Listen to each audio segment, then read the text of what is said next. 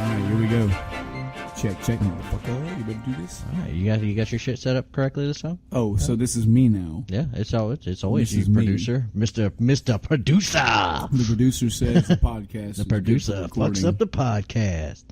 I mean, if I'm a producer and a star, I'm a pro. See, I'm the star. You're the producer. But I'm a You're star the guy too. that works behind the scenes, and they just skip your parts and listen to mine. Nobody has developed this freaking mic skip button. Yeah. Just because you got a fucking brand new hot shit mic doesn't mean that like you're better than me. Are you jealous? I am jealous. I think there was a bit my of mic jealousy. still isn't here yet. I didn't even do anything. I just bought the mic and it came in. I hooked it up. There's It nothing looks to be all jealous fucking about. super perfect. You look like your PewDiePie over there with your little pop filter. Look at that shit. God. I don't need no pop filter because I got a fucking Razer headset. Fuck you. Are you promoting Razer now? Are you trying? That's right. Are you That's right. Give for me a my money. sponsorship? Give me my money. Razer. 5 out of 5. Yep. Would recommend. Would recommend, but not for podcasts. Hey, give me your best Shepherd recommendation of the Razer. No. My name is Commander Shepherd, and I am a sponsor of Razer. Money. No, you got to be like, I'm Commander Shepard, and this is my favorite headset on the Citadel. There you go. There you go. I like that name, by the way, the Citadel. I always like to just. Yeah, like you'll never hear it again. Speaking of the Citadel, oh yeah, we're gonna segue straight into this Mass Effect talk. You couldn't wait. Oh, Why aren't man. you a fucking Mass Effect? I fucking just blew a load straight in my pants as soon as I got that thing pre-ordered. Can we get some sponsorship? Yeah. I love Andromeda. Yeah. That's how you sound. Oh, I haven't even played it yet. But It you looks love fucking it. cool as shit. Mm-hmm. And I do like that they've kind of it's a more of an adult tone for BioWare, and it looks like it's gonna be massive. Pause. Let's get the gonna be welcome in. Hello, everybody. Welcome to the end of time. I'm Michael, And I'm Adam. and we're here to talk about game stuff. All right. So you want to talk about Andromeda? By all means, take the floor for a bit, because Andromeda's gonna be awesome. It's gonna be totally fucking awesome. You're gonna get to ride around your little fake Mako and squash fucking people The just like in Fako. Mass Effect 1. The Mako is the best vehicle of all time. Hammerhead sucks. I'll agree on both accounts. You know, fight me. I'm not going to. Oh, you mean them? Yeah. Yeah. Please, everybody, fight Adam. Yeah. Because I'm totally gonna punch Ego Raptor in the face. Besides looking at you and this Ego Raptor. I've never even met You the don't- dude. you- We'd probably get along. You but I'll like punch him Game right in the Grumps. fucking face. You like the ego. You like sequelitis stuff. You like. I liked it up until like all the shit went down with fucking JonTron. Are you still salty over that? Yeah. I am too. But you know they made up, right? Mm-hmm. I bet they did. I mean, I bet well, they made all the way up. I mean, I follow them enough to know that they made a video together after the fact. But I mean, I don't know if they like called each other like, "Hey, bruh, everything's all good." Nah. Pretty sure JonTron's still salty. Did you watch Game Grumps back when it was JonTron and Aaron? Yeah. Did you watch it now that it's No. no? Nope. I was gonna say you need to. Once they started doing all that Steam train bullshit and all that, and they just started coming out with eventually it was like, you know, neither fucking JonTron left and Aaron just never fucking appeared on the damn thing. They left it to the two scrubs. Mm-hmm. The scrub patrol took it over. You talking about? Became game scrubs.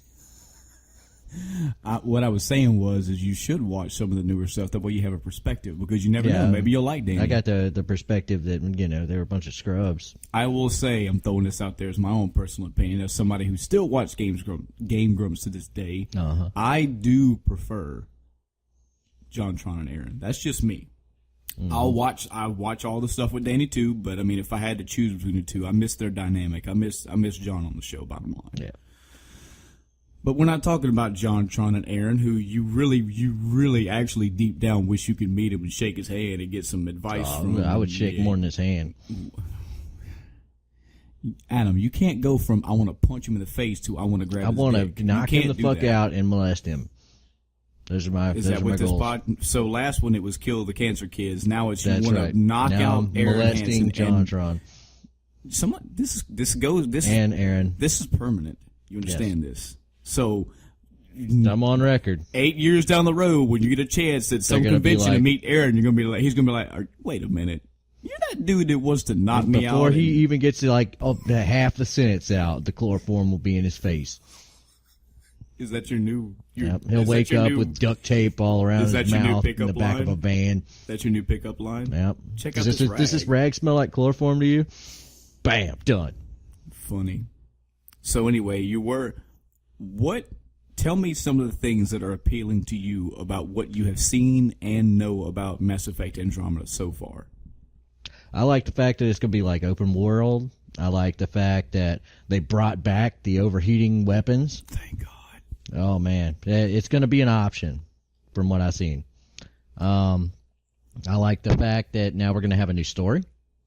Mm-hmm. You know, I like the fact that now we're going to have a a new cast, and they got rid of the whole Paragon Renegade aspect of it, and now you just have straight interrupts. If that makes sense. Mm-hmm. So not like the interrupts that are already there. Right. Yeah, it's not going to be like, okay, well, this is a guaranteed good interrupt, or this is a guaranteed bad interrupt. Mm-hmm. You know, if you want to walk up and punch a dude in the fucking gut because he's being an asshole, might be a good thing, might be a bad thing. It's just going to make the scene play out in a different way. Mm-hmm. And, you start to get into the more morally shades of gray, because they've been kind of doing this whole Paragon thing since before Mass Effect even. They did it back in the, Knights of the Old Republic days. Mm-hmm. It's been kind of, you either go blue or you go red. So you pick which one you want to do. Now it's not going to be that way. There's not going to be a bright blue option that you just automatically fucking pick. Mm-hmm. Now you've got to make a choice. Mm-hmm. So you're gonna get to see a whole lot of that stuff. You get to see new races. A couple of the old races. There's a fucking Turian female. Wow. Well, it's wow to you, but through 3 games they hadn't showed it. It was only a semi-sarcastic wow. Semi. Super sorry. I saw your face. I mean, it's more people, like you can try to fool the people at home, but you can't fool me. Well, the people at home couldn't see me making the fucking jack off motion. Yeah, no, because I don't care. Oh boy, female Turian race. Oh boy, pre-order now. Get your Turian bra in just for you. That's right. I'm gonna cosplay as a Turian female. What I want to know is something that we won't know, which they won't spoil. At least I hope they don't. Is I want to know if the ending to this is going to have... Going back to Chrono Trigger, again, how many endings were there? 13? 4? As 11? 11. So a game that was, what are we talking, 20-something years old, had 13 arguably 11 arguably different endings. We live in an age where new technology, new memory capacity, new programming abilities, new ways to tell story, and especially having diverse stories that branch off in all kind of fucking directions. Mm-hmm. They need to give me more than 4 endings. Yeah. When Andromeda 3 maximum final impact happens, the ending needs to be about 30, not 4. I mean, we can save this for the Mass Effect episode, but I mean, if you take a look at the way Mass Effect 3 ended, okay, they fucked it up. I'm not going to lie, they fucked it up. But they did go, oh, wow, look at this massive backlash. Let's try to fix it as best we can. They listened to the fans who were outraged, and they put out a DLC to fix it. Okay? So that means that they gave a shit. Yeah. They might have fucked up, but they gave a shit. Does that make sense? It does, yeah. Okay, and I give them points for that. And I also give them points for making several really good games. Mm-hmm. Games that I enjoyed. I mean, they give me a good game, I say, okay, I owe them the next game. Right. They give me another good game, okay, well, now I owe them 2 games because they've given me 2 good games. Yeah. They give me a shit game, okay, I knock one off. I played that one. It wasn't any good. Happened with Dragon Age 2. I didn't like it. Mm-hmm. But, they're still 2 or 3 games up on my scale. I still owe BioWare the benefit of the doubt 2 or 3 more times before I call it quits. That's my mentality on a lot of games, on a lot of game franchises, on a lot of game companies. It's kind of the same approach that a lot of people have to the Marvel Cinematic movies right now. They're like, oh, if they came out right now, think about back in the day whenever they said they were gonna, hey, Doctor Strange movie's coming out. Now, not only were they trying to push this for people, to people that don't know anything about Doctor Strange, I feel in my heart that even with it being an unknown property to people, since the Marvel Cinematic Universe is so popular and so well received that they could throw out any character now and they'd be like, hey, you know what? I'll try it. They've done it with Guardians of the Galaxy. Yep. Which not a whole lot of people knew about them before their movie, and now a lot of people love them. I was, because I don't watch TV and I don't follow ads and commercials and all that social structure, I was unaware how heavily promoted Guardians of the Galaxy was. And a lot of that's what people rely on. They say, man, this thing was put everywhere. I didn't even get that far. My mentality was, hey, it's from the same people. I mean, it's from the same universe. I'm willing to give them a try. They haven't let me down yet. I think if they had one bomb, I'd probably still give them a shot. If they just started turning out 2 bombs and you just kind of feel like it's going to shit, it's like, all right, you guys have ran your course. That's fine. But they're doing good so far. Yeah, and I tailor the same thought when I think of game companies. And they're going to have to they're going to have to pull a Final Fantasy and shit out 4 stinkers in a row to lose me. Yeah. You know, you get 1 free game, 2 free games. All right, now this is like, you know, you need to earn some respect back. Right. Like even the Marvel Cinematic movies that weren't that great, even the ones that didn't have like a shitload of fame, like the second Thor, or even Ultron, which was like, oh, this is Avengers 2, and it kind of went, it's good. You would still watch those movies. You didn't walk out of those going, man, what I the fucking hate fuck this did I do? You know, they were still good. Yeah. So I give Marvel the fucking free reign. Pick your universe and throw it on a wall and throw a fucking dart. If you think you can make it work, I'll watch it. I'll give it a try. I treat the same way with games. You got several chances. Sad part for me is Mass Effect had its chances, and they fucking blew it for me. But that's for another day. That's for another podcast. What I would ask you is, do you think this game has you hyped in? You already have it pre-ordered, right? Yeah. Well, then that answers that question. You've already. Well, I mean, it's not so much super hype. I'm not looking forward to it the way I was looking forward to, you know, I'm not sitting here counting the days until it comes out. Mm-hmm. I am pleasantly, like, expecting it to come out here in the next week or so.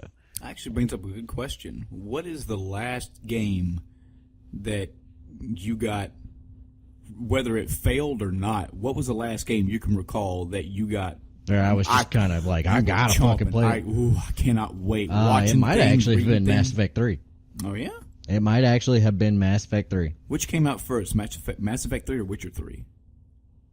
I actually wasn't super chomping at the bit for Mass Effect 3 came out first, but I wasn't super excited for Witcher 3. What? I knew it was coming, and I wanted to play it.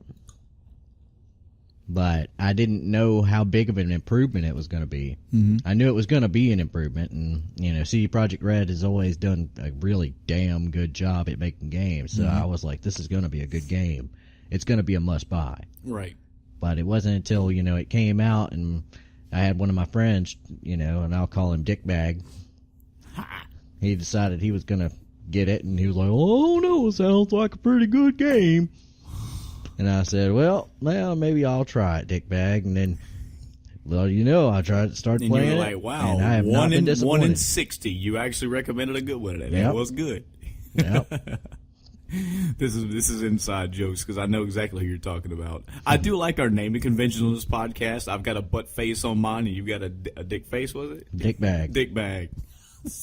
Yeah, this is not how we talk about our friends in real life. Oh, it is. It's totally. I'll call him that shit to his face, to my face in the bathroom, in the mirror. I do have a game that I can think of the last time I've been super super hyped for, but I'm gonna save that for the later part of the cast. What any gaming news for you this past few Any days? gaming news? Anything I you've been did playing? get a little bit farther in The Witcher, not too terribly far. I'm still knocking out side quests. All right. Well, has there been any quest either in this past week or the past 2, or even we started this podcast where you had? Can you tell me some moments from Witcher 3 where you're like, man, there was this one quest where this really cool thing happened? Like, tell me some cool stuff other than I just worked on the quest line. Oh man. Anything that stuck out? Anything that stuck out? There was I was walking through this little church Okay, and I walked in there and I was like, oh, there's a church here, and there's nothing fucking in the damn church. I'm like, oh, that's cool. I turned around and there were these 2 angel statues. Okay, and so I walked past them as I was going into the church, and when I turned the fuck around, they were turned the opposite way looking at me. Oh, fuck that. So I walked past them again, I turned back around, they were still looking at me, and they had moved closer to me. And every time I looked away from them, they got closer and closer and closer. And I was like moving the camera left, back quickly to the right, and they'd gotten just a little bit closer. And I would like take a couple steps while still looking at them, then move the camera over to the left again and back, and then they were a little bit closer again. Oh. And this time they had shifted, to correct for my angle. Oh no! And I was like, oh god, fuck this! Oh god! So I walked away from them with the camera facing them the entire time. You Mario booed them out of there. Yeah, you booed them out of there. I totally booed them the fuck away. I was like, nope. I'm calling the horse and I'm running. So yeah, that was some spooky shit. Yeah, there is, and there's. Now, did you have any pretense for that ever happening in this game? No, I had no idea that was even going to happen, and it was just like, whoa. I love that about Witcher. That's one of the many things that I love, that you would go into a scenario, even giving the game's mechanics, even giving the storyline, even giving the typical things that the game would do, some shit would just come out and you'd be like, that feels like it's even from another video game. That doesn't even happen in this game, but it happened, and it was like a one-time. It was a one-off. Which actually, all right, I gotta put out a bit of an apology from the End of Time cast. We do realize that we've been spoiling things willy-nilly. That's how we do. And the sad thing is Ab and I we are not ignorant to the spoiler sense of the world. We know better. No, we don't. I think in our defense, we're new to this, but that's not the fallback. The fallback is we just get genuinely over fucking excited about what we're talking about, and when we start tangenting, we forget to just say spoilers. So from henceforth, we're going to do our best to not only say spoilers in the podcast like good, disciplined people, we're also going to try our best to put the titles in the list, probably in the Facebook page or the list of what's the description, like, hey. It's just going to be a giant list of games. If you don't like them spoiled, then sucks for you. That's on the long end. The short end, we're going to try to be like, spoilers, we're about to talk about this thing. So we're sorry if you hear something that is like a game you don't want spoiled, like come up, like, a couple weeks from now, you're going to hear Mass Effect Andromeda, a lot of it. And then you might want to just like fast forward. We will curtail our speech as best we can to get around spoilers. We will also try to tell you, hey, spoilers coming up. Yeah. As best we can. I can't believe Geralt died. Well, it's a good thing. Oh, no, I can't even say that. Spoiler. Damn.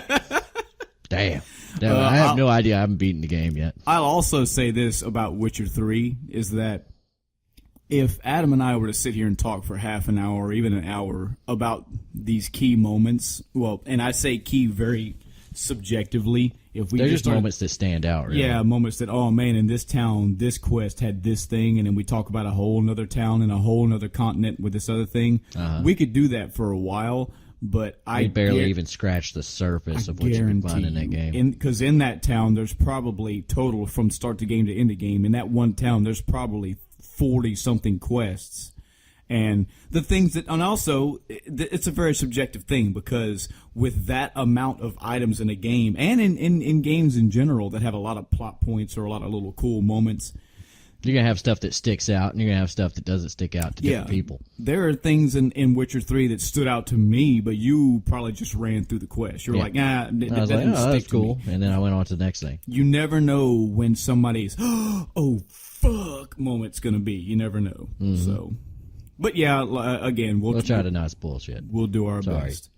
We're bad people. Yeah, we are horrible. Horrible gamers. Going down in history as the spoiler. Call it spoiler cast. Spoiler cast. Yeah. Can't say we didn't warn you. Yeah. We can have those as well in the future. We've talked about that as well. Of like, for example, when Andromeda does come out, we'll have this general podcast that everybody's going to know about, and then on the side, I'll be like, all right, I'm just fucking gush about anything, and then that'll be a spoiler episode of something. So Yeah. that's down the road, though. So you made some more progress in Witcher 3. Yep. That's about it for you? That's about it. Yeah. I played a couple matches of War Thunder. I'll also tell this to the audience, That's as far as I got. is that maybe this is like a monetary thing, but it's also just a lifestyle that we have. We're very large quotes. We're an older couple of guys, and him and I, we've said this before, we both have jobs, we both have lives outside of games, but I will say predominantly when I get off work, if I'm not working or not sleeping, if I'm not spending time with the wife, or if he's not spending time with his wife or his kids, we're generally in front of a console or a PC, and we're playing a game. Yeah. But also, we don't have the funding and the time. We don't have corporate sponsor. We don't have people sending us free games. We don't have this gigantic. I mean, I do have a large library of games in my house, and I have a lot of games on my PC, but we don't have like 48 gigantic bookshelves full of games that we can just. The point I'm getting at is you may hear us from week to week like, man, this is like week 8. He's still talking about Demon Souls. That's just because we just take games as they come. We're not trying to play through games quickly to give you guys reviews. And as far as I know, as of right now, and probably not even in the distant future, I don't think we're going to be that podcast. It's like, oh man, this new game's out. We got to spend an episode talking about this new game. That, every episode is going to be a new game. Genuinely, we have fun playing games. This is not a job for us, and I don't think we ever want to make it be. Yeah, we're going to be, this is going to be more, general game chat. Yeah. We'll talk about concepts and just different kind of theory crafting about where the industry's going, or, the fun times we've had. It's going to keep it light. Yeah. We will talk about games when they come out. Not super regimented. Yeah.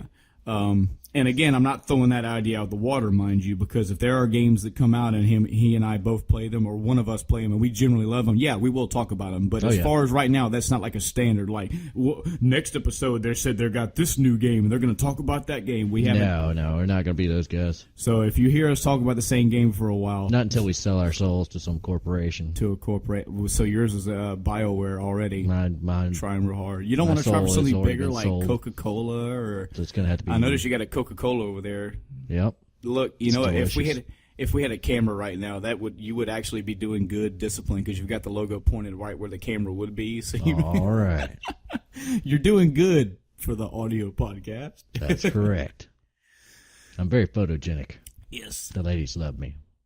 My week, same thing. And again, that's another thing about us, is that since we're doing this weekly, I mean, unless we have time to sit down and devote hours upon hours upon hours to the same game, we may have weeks where it's like, man, I just didn't. Like this last week, I worked a 6-hour week. I mean, a 6-day week. Oh, goddamn, man. You just tore it the fuck up, didn't you? I paid money for 6 hours. He's like, I got fucking $5 this week, but I played games the whole goddamn time.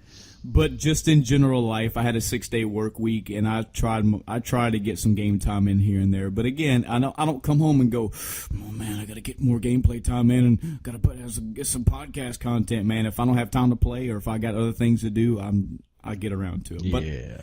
But I did play Demon Souls some more. Did you? I made a little progress, so I went to the next area, and it's so sad when to say I was in a new area that had like 70 enemies is a breath of fresh air. But when you go from killing a boss to going straight to another boss, when you get to a level that's like, okay, now I just got to navigate through this area and find the traps and the enemies and just get to the next, boss gate. It's like, oh, thank God. Get that little moment of relief where it's just like, okay, I can kill these things in like 2 or 3 hits. To the point of, I went to this new area for Demon Souls people that are following this by chance. It's area 1-3, and there is a shit ton of enemies, and there's a shortcut. You can blatantly see where the shortcut's going to be, but the shortcut has a gate. It's blocked off. You have to you have to navigate through this whole area and get past all these enemies to finally get that shortcut unlocked. And I did, and I've noticed, this is another thing I've noticed about Demon Souls compared to Dark Souls and whatnot. When they give you a shortcut, it's not a shortcut directly to the next boss. Nope. So I found a shortcut. I unlocked that shortcut, but if I've died, which I did, by the way, I lost I lost upward of 32,000 fucking souls. Because Good job. Oh, yeah. Good job. I know you know that feeling. Where Oh, yeah. Now, the feeling I had in this moment was I was trying to navigate to go back to a shop because you can't save souls. There's no bank for souls. You can store items, but Correct. you can't store your currency, which is souls. So really your only option is to go somewhere and buy some shit. And I'm like, I know I can I'll just fucking buy a fuck ton of healing items for 30,000 souls, but I need to get there. Mm-hmm. And I didn't want to just use an item that got me to a bonfire that took me back to the main nexus because I didn't know if that would release my souls, but now I know they don't. Mm. You can actually die in the middle of a level, go to a bonfire, go back to the main area, do whatever you want, and go back to the level. Your souls are still there. You just got to go get them. I didn't know that. Now I do because I kept... So here's what happened. I went through this level, killed all these enemies, souls kept going up through the roof. Had to use a lot of healing items because, man, they're starting to hit harder. And I'm getting overwhelmed because instead of just one, I'm getting like 3 or 4 at a time. Mm-hmm. I went through this area, got all these souls, and the more, this is another thing about the Souls games in general, the more currency you have, the more nervous you are. You get without antsy. question. If you go through Zelda or any game that has a currency and you get money, you're like, fuck yeah, I'm rich. Well, in any of the Souls games, you go, fuck yeah, I'm rich. I need to get rid of this. I need to use I need this. to expend this for my benefit. Yes, now. because if I die and then I die before I get to them, they're gone. It's over with. Forever. It's done. So I went through this area, killed all these enemies, kept watching my soul count go up, and it went from, oh man, I'm getting a lot of souls, cool, to I'm starting to get kind of nervous. I'm getting a lot of souls here. This is Maybe time to turn around. I'm thinking of how many levels I could go up. I'm thinking how many. There's a armor set somewhere I know I'd like to buy. More healing items, for God's sakes. And I got to an area, and I had a lot of them. And right before this fog gate, there are...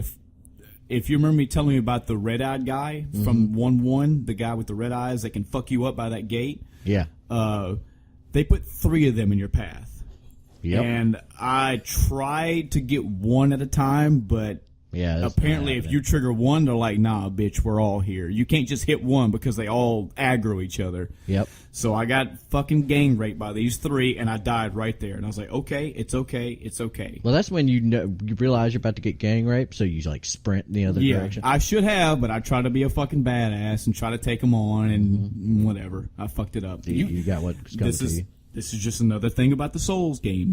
When you fuck up in this game, it's you're gonna pay for it. Very rare that you can go, oh, it was a glitch. It's more like, yeah, you just fucked up. You didn't use an item right, or you didn't use a command right, or you didn't fucking block when you should have, or you didn't go back to the bonfire like you should have. Again, I didn't know I could go to the bonfire and handle it, so my bad, whatever. Mm-hmm. So now at this time, I had like 19, 20,000 souls out there. I'm like, it's okay. The shortcut's unlocked. I can get back there. I got back there and I was trying. It's right in front of the fog gate. So I was like, well, I still have to go through these 3 to get to the boss regardless. Mm-hmm. Let me just get back there and get my souls, and then I'll run like a bitch. Instead of going back to the bonfire, because again, I was still under that mentality, I was like, I know where there's a guy in this area that sells items. So if I can make it back to him, I can buy some items and offload my souls. Mm-hmm. Before I got to him, I died again. I was like, well, fuck, now I got it. So instead of going the way to the boss, I was going a whole other path through all the old enemies and some even older enemies all over again. Mm-hmm. And I died again. And I went back, I got those and got a little bit further and died again. I was like, oh, shit. Yep. And then starting to compound. I had like 32,000 something souls and died to some fucking bullshit. Good job. It was on me, and they were gone forever. So I was like, well, oh, look at the time. I guess it is time to go to sleep. I turned that bad boy off. So now I'm in this. I'm not too concerned about losing the souls because I do know where I can go to farm them. I know how to get souls now. That's not the problem. And this is another souls thing, is that I know that even just to get to that boss, I have 20, 30 regular enemies to get through, grouped and singled out, and I've got those 3 badasses.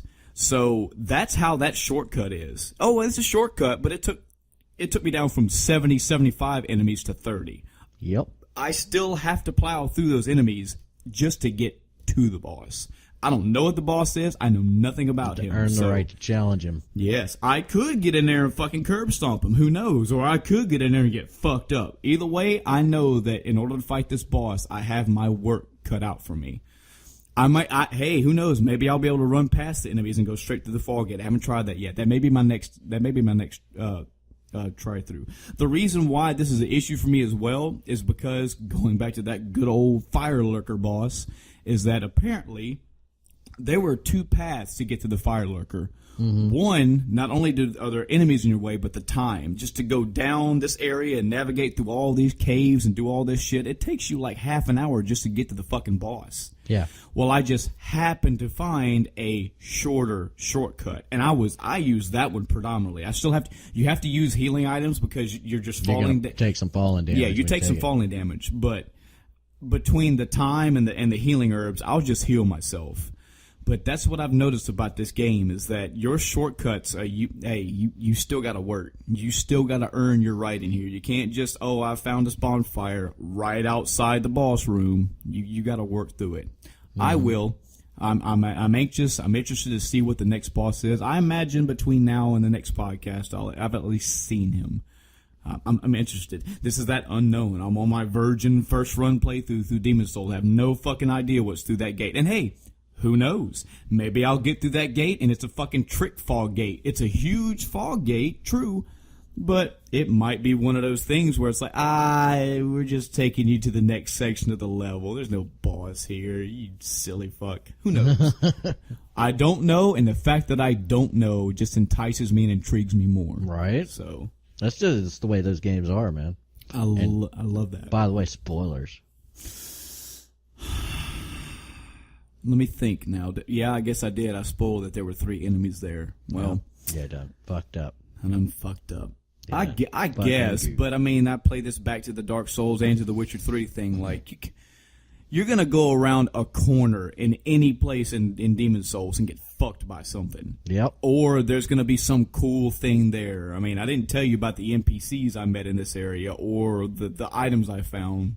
Yeah, it'd be very hard to picture what's actually happening without experiencing it. Yeah, and unless somebody is actually playing Demon's Souls right now and is right where I am, unless you're listening to it in the moment, you're not gonna. It'll be okay. It'll be all right. But that's been my gaming week so far. Nothing else really played. Just anticipation for things that I can't have. Damn. Do you know when the next Steam sale is? I think it's going to be in the summer, right? Let's see, summer. Yeah. It might be a spring one. This is something we can promote, even though I don't think there's a promotion thing for Steam. Is Adam twigged me to Steam a while back, and I was you to Steam, huh? I was kind of apprehensive to get on Steam because my only analog to Steam was like Origin. Or any other third-party browser type thing you had to have to play a game or surf games. Steam is actually very, very good. I like it. It's a good access point for me to get games on my PC, which I play a lot on now. And you find all kind of good shit, not just on Steam sales. They'll send you emails all the time. Hey, that game on your wish list, it's like half off. Yep, just let you know. Just randomly. You got about 4 days. You want to go snag it up? Snag it up. Now, I don't have the Steam fever where every Steam sale I just buy a fuck ton of games just because they're sale. They've been kind of ho-hum the last two or three times. Really? Yeah, to me they have. Like that, I don't know what it is. I don't know what changed. But they used to have a whole lot more. It just seemed like the deals were a lot more juicy back then. Because they'd come up with, it wasn't just shit games that would go on sale. Mm-hmm. I mean, the shit games went on sale too, but they'd throw out some heavy hitters at 60% off. Yeah. They'd be like, oh, you want the entire, whatever franchise, you want to get Tomb Raider 60% off. You can get the first game and the second game. You get Far Cry 3 when it first came out, 50% off. And you're like, whoa, I need to jump on that. And this will be like a flash sale. Right. So it's only up for like an hour or two. What I've noticed, I tend to disagree. I think they have a good amount of really good games. The 2 Steam sales I've been through, it seems like they put their big hitters on the first page. It'll be like 20 or 30 the top franchises, the top games, the top new releases. But if you go down and go look at it, there's like 100 other games. They're still huge. I'm not discounting the size of a Steam sale. I'm just saying that the big heavy hitters used to take deeper cuts. Right. Well, I mean you would see a lot of things be on sale for like 30% off or so, and then you'd see a flash sale and it jumped to 70 for 6 hours. Right. And if you were watching it like a hawk, you could be like, click, oh wow, look, I can get this game that's $60 for 20 or for 15. Yeah. I highly recommend Steam for anybody that doesn't have it. If you generally play on PC and you like PC games, it's good. I mean, the app doesn't interfere with me. It doesn't have any crazy like Origin pop-ups or no crazy shit like that. Like it runs in the background, but not like Ubisoft. Everybody and their fucking brother tried to make one. Yeah. And there's only one comparable one that I actually, like, and that's GOG. See, now I still got to go check out GOG because I haven't been to GOG. It's because you don't trust me. I got it. It's cool. No, I trust you. I just haven't gotten around to it. It's like most of my backlog of games, I just haven't gotten around to it. I will eventually. Yeah. The cool thing is they have different indie developers that go on to it too. So that's really where the big difference is. I don't know if you like indie games as much as I do, but I like them here and there. They have some. I like to see. I like to see, startup developers, strutting their stuff and trying out new concepts because they are not afraid to take the risks that AAA developers are. Oh yeah, AAA developer says, okay, well, what's the bottom line? If I put this in this game, how much money am I actually going to make? As opposed to an indie developer being like, this is just the game I want to make. It may not be of the same quality. Now, the qualities do vary, depending on the developer's skill and what toolkit they went for, etc. But you'll see a lot of really interesting concepts. Yeah, and that used to be specifically like a Flash type, Newgrounds-ish kind of venue. But you're starting to see a lot of that translate over to Steam indie games. Yeah. I'll check it out. Eventually, I'll get around to GOG. I mean, I'm assuming it has the same type of setup. You pick your games and you buy them. And you pick the games, you buy them. They go on sale at the same fucking time Steam usually does. Yep. So you go over there and you're like price comparing between Steam and GOG. Yep. You're like, okay, which one of you? I mean, if I have one, say I had Mass Effect on, you have to have it on Origin. So I guess it's a bad example, but say I had like the Tomb Raider series, I had the first one on Steam, I'd get the second one on Steam. Yeah. I wouldn't get, I wouldn't separate them. Right. Just on the off chance that maybe something weird happened and they were like, oh, well, you can load your save file into this other one. Then I have to do some crazy fucking shit with the damn files. There's something else I've noticed about them too. Correct me if I'm wrong on this one, but I've heard that like, let's say you were going to get the Mass Effect series. Well, let's say you started out with Mass Effect 1. If they had a Mass Effect franchise sale, like if they will sell 1, 2, and 3. Let's say you bought Mass Effect 1 for, and I'm throwing out arbitrary numbers. Let's say you bought Mass Effect 1 for $15. Okay. And then like a month later, they showed the whole entire Mass Effect series on sale, for $30. You have multiple ways to buy it. You can buy the whole thing flat out, but Steam will actually look in your library and say, oh, hey, you already have Mass Effect 1. Hey, just, give us 20 instead. That's fucking cool. That's cool. That way you feel like you're still part of the thing. I'd never noticed that. Yeah, I believe, I had to go check my source on this, and again, if anybody out there, correct me if I'm wrong, but I heard, that's how I interpreted it, that it will actually go into your library and see, hey, you have other games in this already. Yeah, it will. I know for a fact it will say you already have this game, or you need to buy, this is a DLC, you need to have the main game. Yeah. And even if it doesn't do that, it's still good. It is. Just for the fact you can go in there and spend hours upon hours just sifting through their games to say, that's interesting. I like that. That's cool. Hey, I want that game. I know that. Oh, I might check that out. You can just make a wish list. And anytime anything goes on with that wish list game, I'll be like, hey, this is on sale. There is another little indie game that I was looking at. It kind of looked like and I saw one of my YouTube one of the people I've subscribed to on YouTube is Skelligrim. He does like a lot of medieval weaponry and stuff like that, historical European martial arts kind of deal. So he's usually about he likes to look at like fantasy swords and like that and break them down into why they would be complete shit as an actual weapon.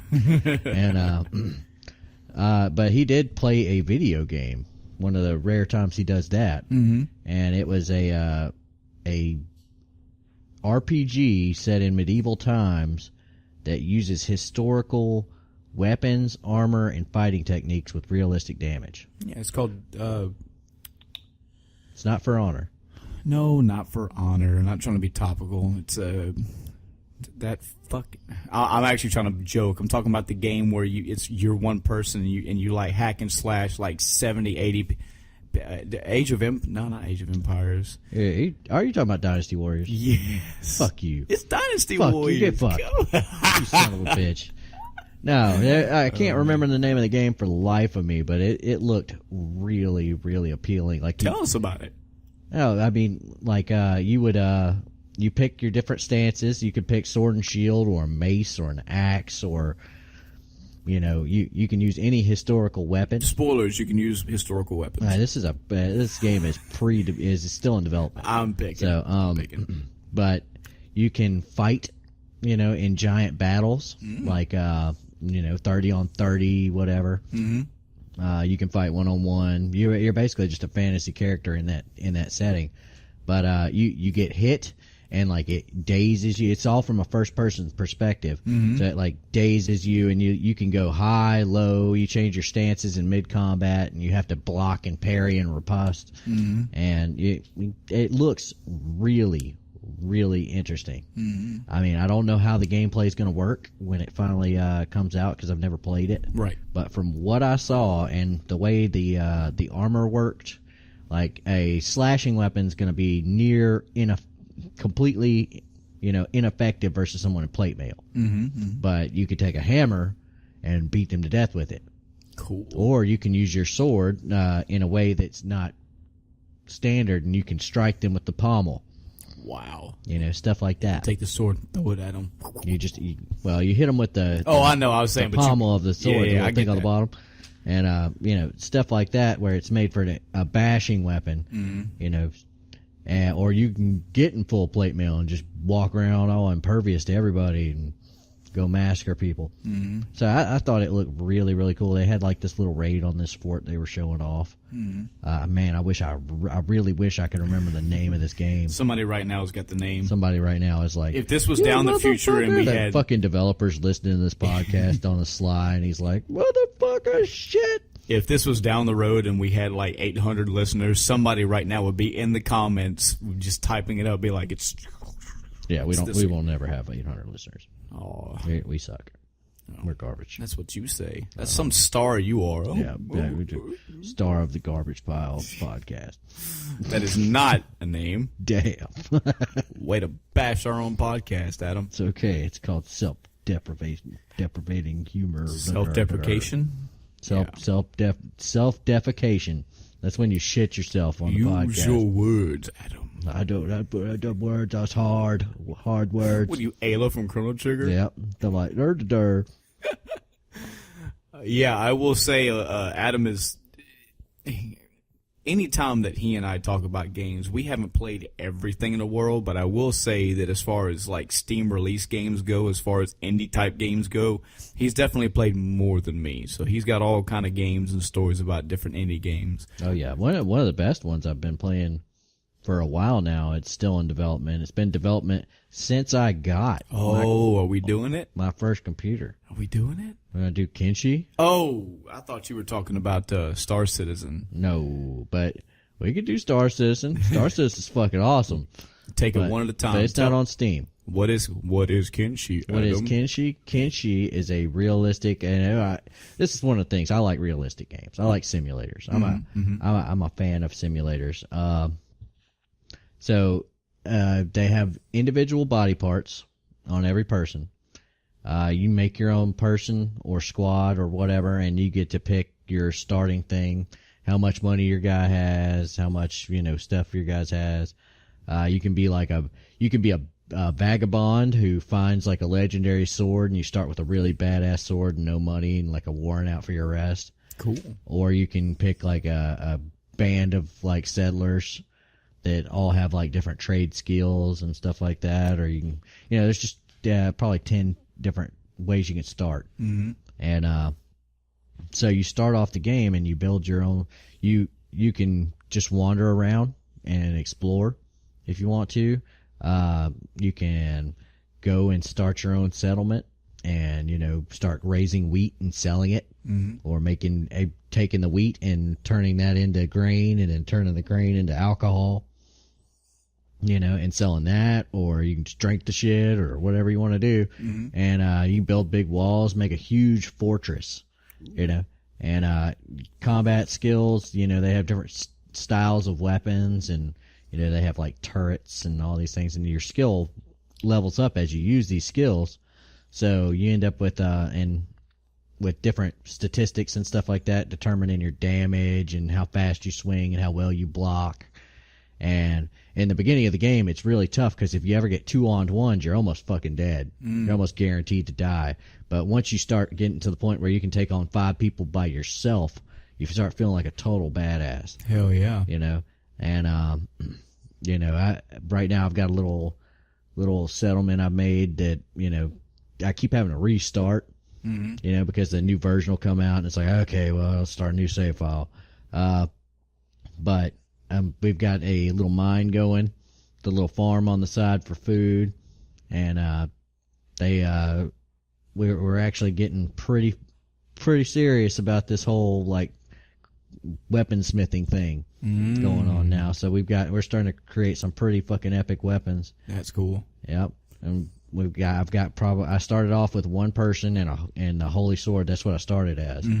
And now I've got 2 squads of 20 people. And one is a like go out and forage and, basically defend the base squad. And the other one is just workers inside the base that do like day-to-day maintenance, like getting water from the well and bringing it to the crops and tending the crops, and taking the hemp farm I have over here and turning that into cloth, and then turning that cloth into clothes, and and then sounds cool. Yeah, so it is. It's really busy. Let me ask this: a lot of micromanagement. Does all this stuff happen in real time? Is that what it is? So you can physically go out into your town and see these people doing their actions. Now that's cool. And they actually carry the supplies, and if you give them a backpack, they can carry more supplies. Right. And they get encumbered by things. So that appeals to me more than the Civ thing. Just on this aspect of where you can just wake up and go out and you can just watch. Fucking terrifying because you have to pause the game real quick and see what's happening when you look. And like one of your villagers is like laying on the ground because he had absolutely no combat skills whatsoever and a giant bag of rocks on his back. And he got hit by like a dog or something. It's starting to eat him alive. Oh, wow. And so one of your guards runs over there and kills the thing, and they patch him up, and he's out of commission until he wakes up. You can lose consciousness from blood loss. Oh, wow. Your limbs take damage independently. I think I said that before, but it can go to, it starts at 100. If it goes to 0, it gets disabled all the way down to 0. And once it gets past 0, you can actually lose the limb. Oh, wow. And have to get like a robotic replacement for the limb. But they walk with like a limp while they're doing that, or they'll have to drag themselves. Right. And if they lose an arm in combat, like it's just rendered immobile. So you see them trying to defend themselves with just holding their sword up with one arm, or stuff like that. That's cool. So you're like, wow, this is really freaking, neat. That's a lot There's of not really a realism. story so far. Right now, it's Right. just gameplay mechanics. But I think it's got a lot of potential, and it's been getting updated regularly for several years. So, and this guy's, he's just pumping out content. It's come a very long way from when I first started playing it, and I was having fun just piddle fucking around. Now there's a whole lot more detail in the environments, a whole lot more detail in the characters. There's multiple races. There's more dialogue in the game.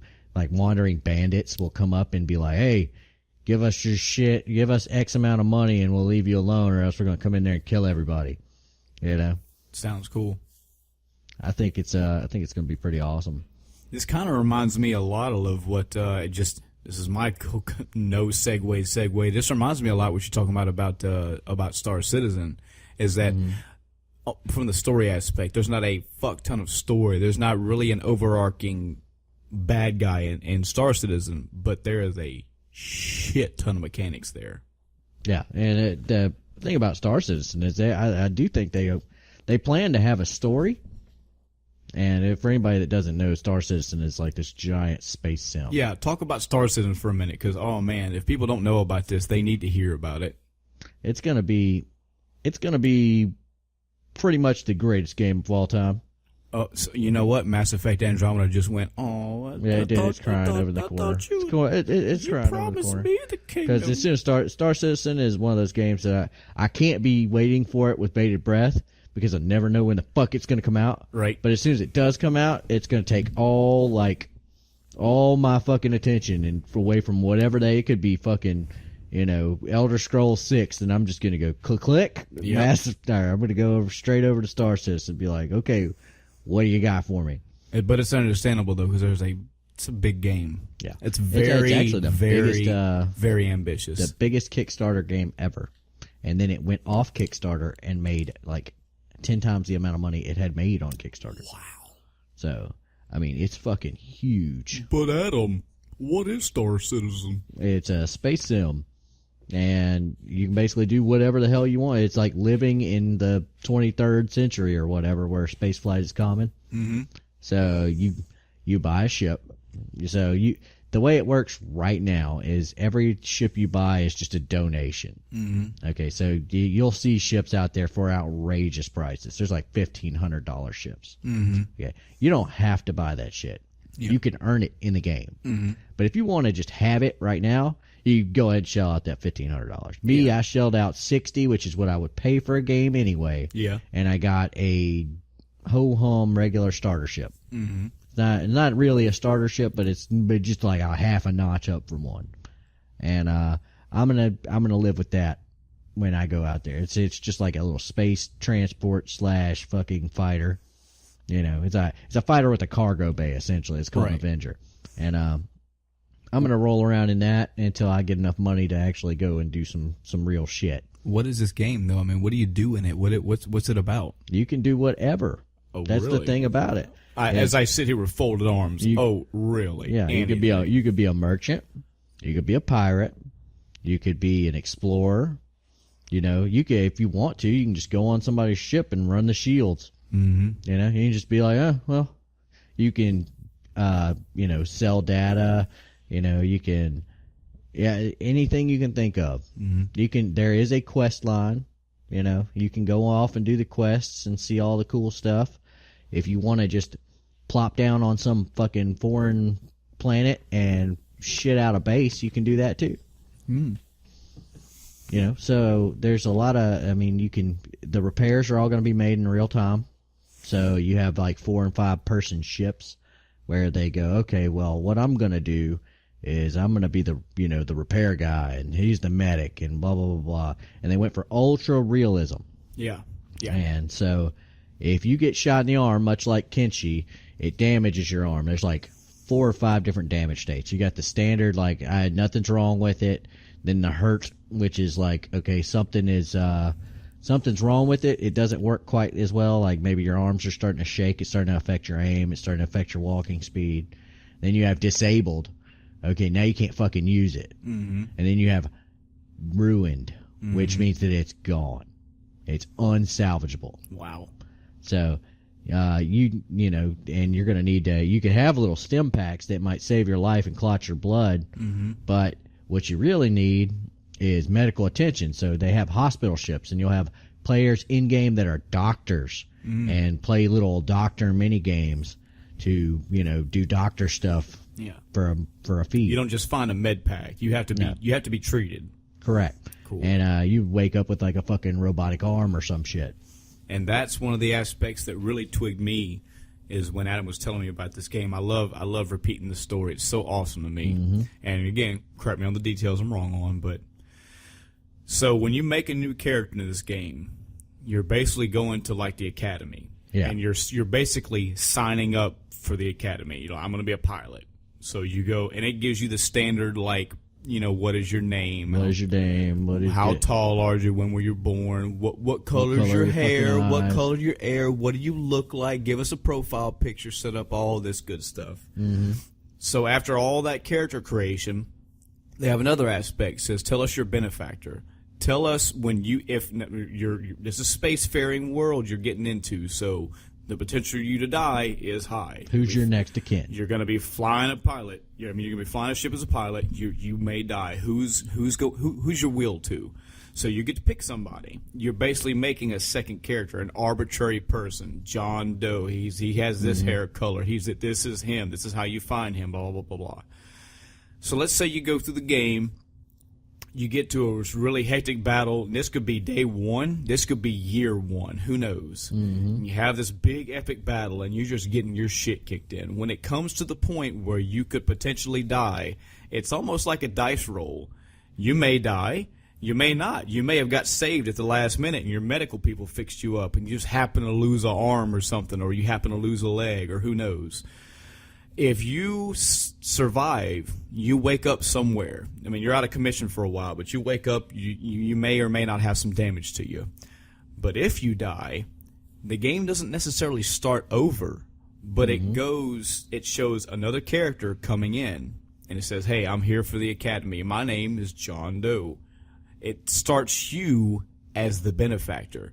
The benefactor. And you get a portion of their reputation and all of their assets. Right. So there is a little continuity between your characters, but that character that you originally had died. Yep. But now you're the new character, and guess what? He says a benefactor, well, if I die, this person gets my stuff. So that's really cool to me, that somebody gets your stuff and you continue. I mean, there's a penalty. You lose your character, but you get another one.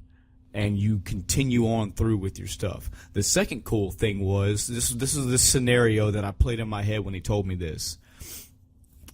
When you sustain damage over time, it stays with you.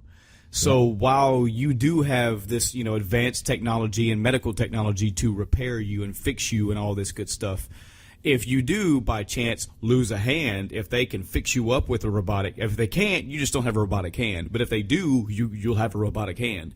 You have that forever. They don't sew that shit back on, fucking Resident Evil style, and I'll throw some goop juice on it, you're good to go. You have that hand. So imagine being in, because this game is so realistic, imagine going to some foreign planet, you go to some bar, some sports pub in some other planet, and you walk in. You see a guy sitting at the bar table, and he is pristine. He's got a nice suit. He has no battle scars, no nothing. Now, that could be, your initial reaction is, that could be a day one, week one character. He just started the game. Could also be, that is a bad motherfucker. That has had a good crew, a good ship, a good team, and has handled his shit right. You don't know.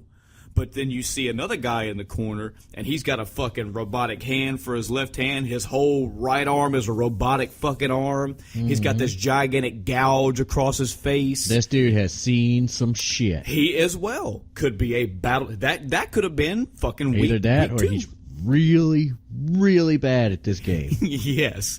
But you see all these people, and you can't necessarily judge people by what you see. Everybody's different. So I think it's going to be awesome. I really do. It's a very ambitious game. It is. It's super ambitious, and if they can just get 90% of what they're shooting for, then they're going to have a fucking phenomenal game. Yeah. That's a positive or a negative to this game. But it's also not. It's not like a normal indie game.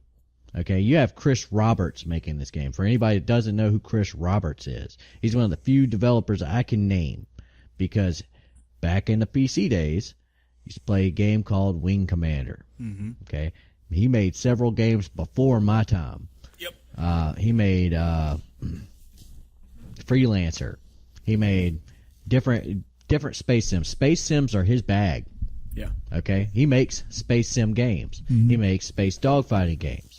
Okay, he's really good with live action and stuff like that, and he's actually gotten, he knows how to develop a AAA game, is what I'm saying. Right. He's got decades of experience in the industry. Mm-hmm. Okay, so he knew what he was doing when he set this shit up.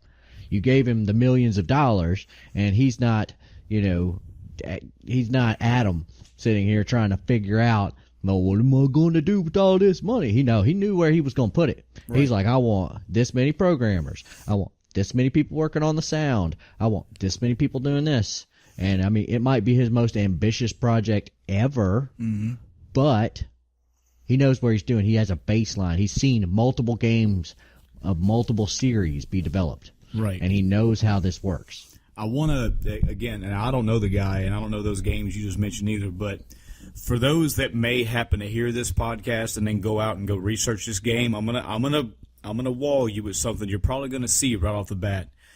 The negative feedback for this game right now is a positive and a negative at the same time. And the meme culture goes toward the negative because that's what the fuck meme culture does. But yeah, it is quote unquote stuck in developmental hell. Who knows? We don't know. There is no release date for this game. There isn't.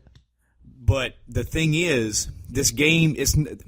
There are games that they have had Kickstarters come along, and they said, "Hey, you give us, $500,000, we'll make a game," and then they get that goal, and then they fucking disappear.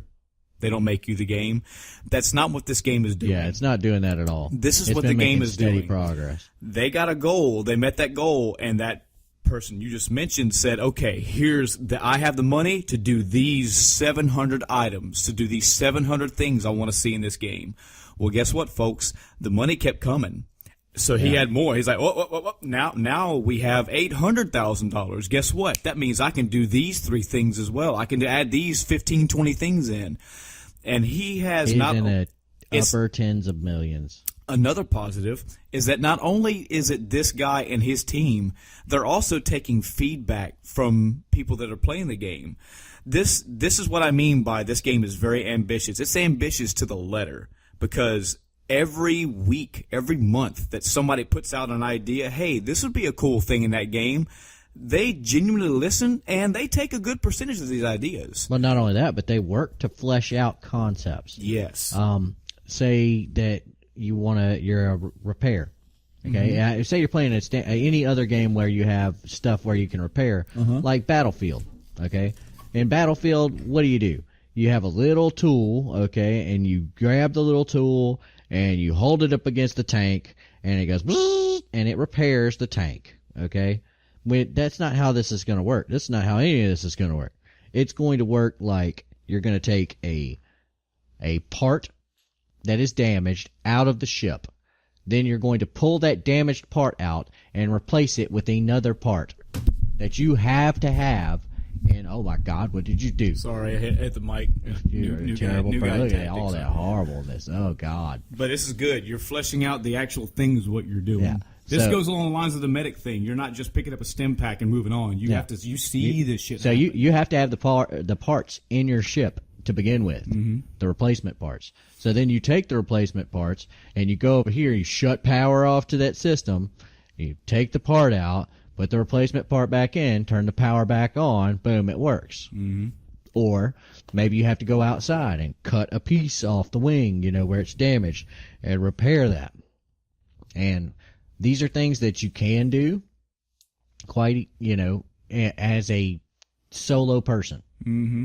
But there's also ships that are dedicated to this. Yeah. So one of my ideas, and I'm gonna fucking totally ruin this for everybody on the podcast because they're all gonna know my tricks. But there's only like 10 people listening anyway. Oh well, Adam's spoilers in. Nothing for anybody else. Adam's spoilers. Adam's tactics spoilers. When you find this motherfucker in the game, this is how you say nuh-uh. You happen to see me out in Star Citizen, then you will know that it is me that's doing it. I'm gonna get a repair ship, and I'm gonna offer up cheap repairs. Oh. And when they go to do their thing, you know, they're like, okay, well, repair my ship for me, and they land on their little landing pad on the ship. I'm gonna have 3 people jump out and just board the ship and take it. I'm gonna sell that bitch for scrap. What a bastard! Right? What a bastard! Right? Because that's total awesome pirate movie. But see, now that again, this game takes place in a real time scenario, so that shit follows you. So depending on how big the universe is, and it's gonna be fucking huge because it's already huge. Yeah, that shit, you can get away with that shit for a while. It's huge. You can get away with that shit for a while, but through various means, your name is gonna be known some way. Well, you may find your name on a fucking tavern. Hey, don't go to Adam's Repair Shack because on Zeta 22 because that motherfucker did. Well, what I'll do is I'll have you do it. I'll have you. I'll have fuck my reputation. I'll have the repair ship. And you'll be the notorious pirate, and you'll just hop out from behind my repair ship, and I'll be like, oh, I had no idea. And end of time strategy spoilers heard right here on the cast. Yep, so just be wary. Just throwing it out there. So what I was getting at was this game is continuously taking idea. Think of somebody. Imagine you have a game, and you have 300 mechanics in this game. This is somebody, either the director, the developer, or a fan, or somebody that's wanting to play the game or is playing the game, coming in and saying, hey, this one aspect, here are about 3 ideas to make this thing more fleshed out, different, better. And the company goes, you know what, we like those. Just for the mechanics purpose, just because of the way the game's made, I can only take 2 of them, but I will take 2. Now imagine that happening, 70 times in a month. Mm-hmm. So yes, the game is stuck in developmental Well, I mean, they hell. did at some point decide to stop taking more suggestions. Yeah. They said, okay, we're going to stop here. We have reached a point we can't make we this need to any just finish bigger. the game, and we can have an expansion later. Yeah, we'll patch it and expand it later. Well, we'll do. First, we want to get a working product, and right now the game is actually being developed in modules. Mm-hmm. So you have one team that's like working on new ships, and then you have another team that's working on the flight model. Mm-hmm. You have another team that's working on the first-person aspects. Right. You have another team that's working on like terrain generation and stuff like that. Mm-hmm. And probably more teams out there doing more things. I just can't think of it. Right. Music and art and all that kind of stuff. Right. Lore. But right now they're all separate entities. Mm-hmm. They haven't connected them yet, if that makes sense. Yeah. So they're coming, though. When you see on the PTU, which is the test universe, it's huge. Mm-hmm. It is fucking huge. Mm-hmm. Okay, right now you could go play Star Citizen and probably have a goddamn good time. Mm-hmm. Just on the PTU 2 point whatever beta. Yeah. Okay. This game is going to be fucking huge. Yeah. You have no idea. There's going to be survival mechanics when you land on a planet where you have to, ration out your food and your air and, think about it. You have to take your helmet off to eat, so you need to put up some kind of shelter so you can be able to eat. Right. Stuff like that. And managing water and yeah. Oh man, it's going to be huge. I mean, and we're just talking about right now, just the everyday living. You can go explore, and there's realism. Guys, there's combat in this game. Yeah. There's combat out in the space with your fucking ship. There's dog fighting. There's Imperial fleet battles. There's a giant alien race. Yeah, there's you fighting a person. There's you fighting multiple people. There's armies fighting each other. There's aliens fighting people. I mean, there's combat on a large scale and a small scale. It's all abound. Yeah. If you're a crew member and you just decide, fuck it, I'm taking the bridge. This is my ship now. Yep. You can go around and just kill everybody. Yep. If you want to. And most people, they implemented it specifically, is that you won't be able to just walk around in your combat armor all the time. Yeah. It'll be detrimental to do that. If you're a engineer or, a repair person, it would behoove you to wear repair person's garments, because you'll be able to carry more tools and more parts and do more stuff. You can get into tight spaces. Yes. You can't do it in your fucking Stuff combat like that. armor. Yeah. If you're in your combat armor, you're going to have a harder time. Yeah. Okay. If you're a doctor, same thing. You want to wear your medical scrubs. Yep. As opposed to trying to do this in a spacesuit. So on bigger ships, it's going to be, you're going to want to change out of your stuff, but at the same time, that leaves you open to gunfire. It leaves you open to explosive decompression of the ship.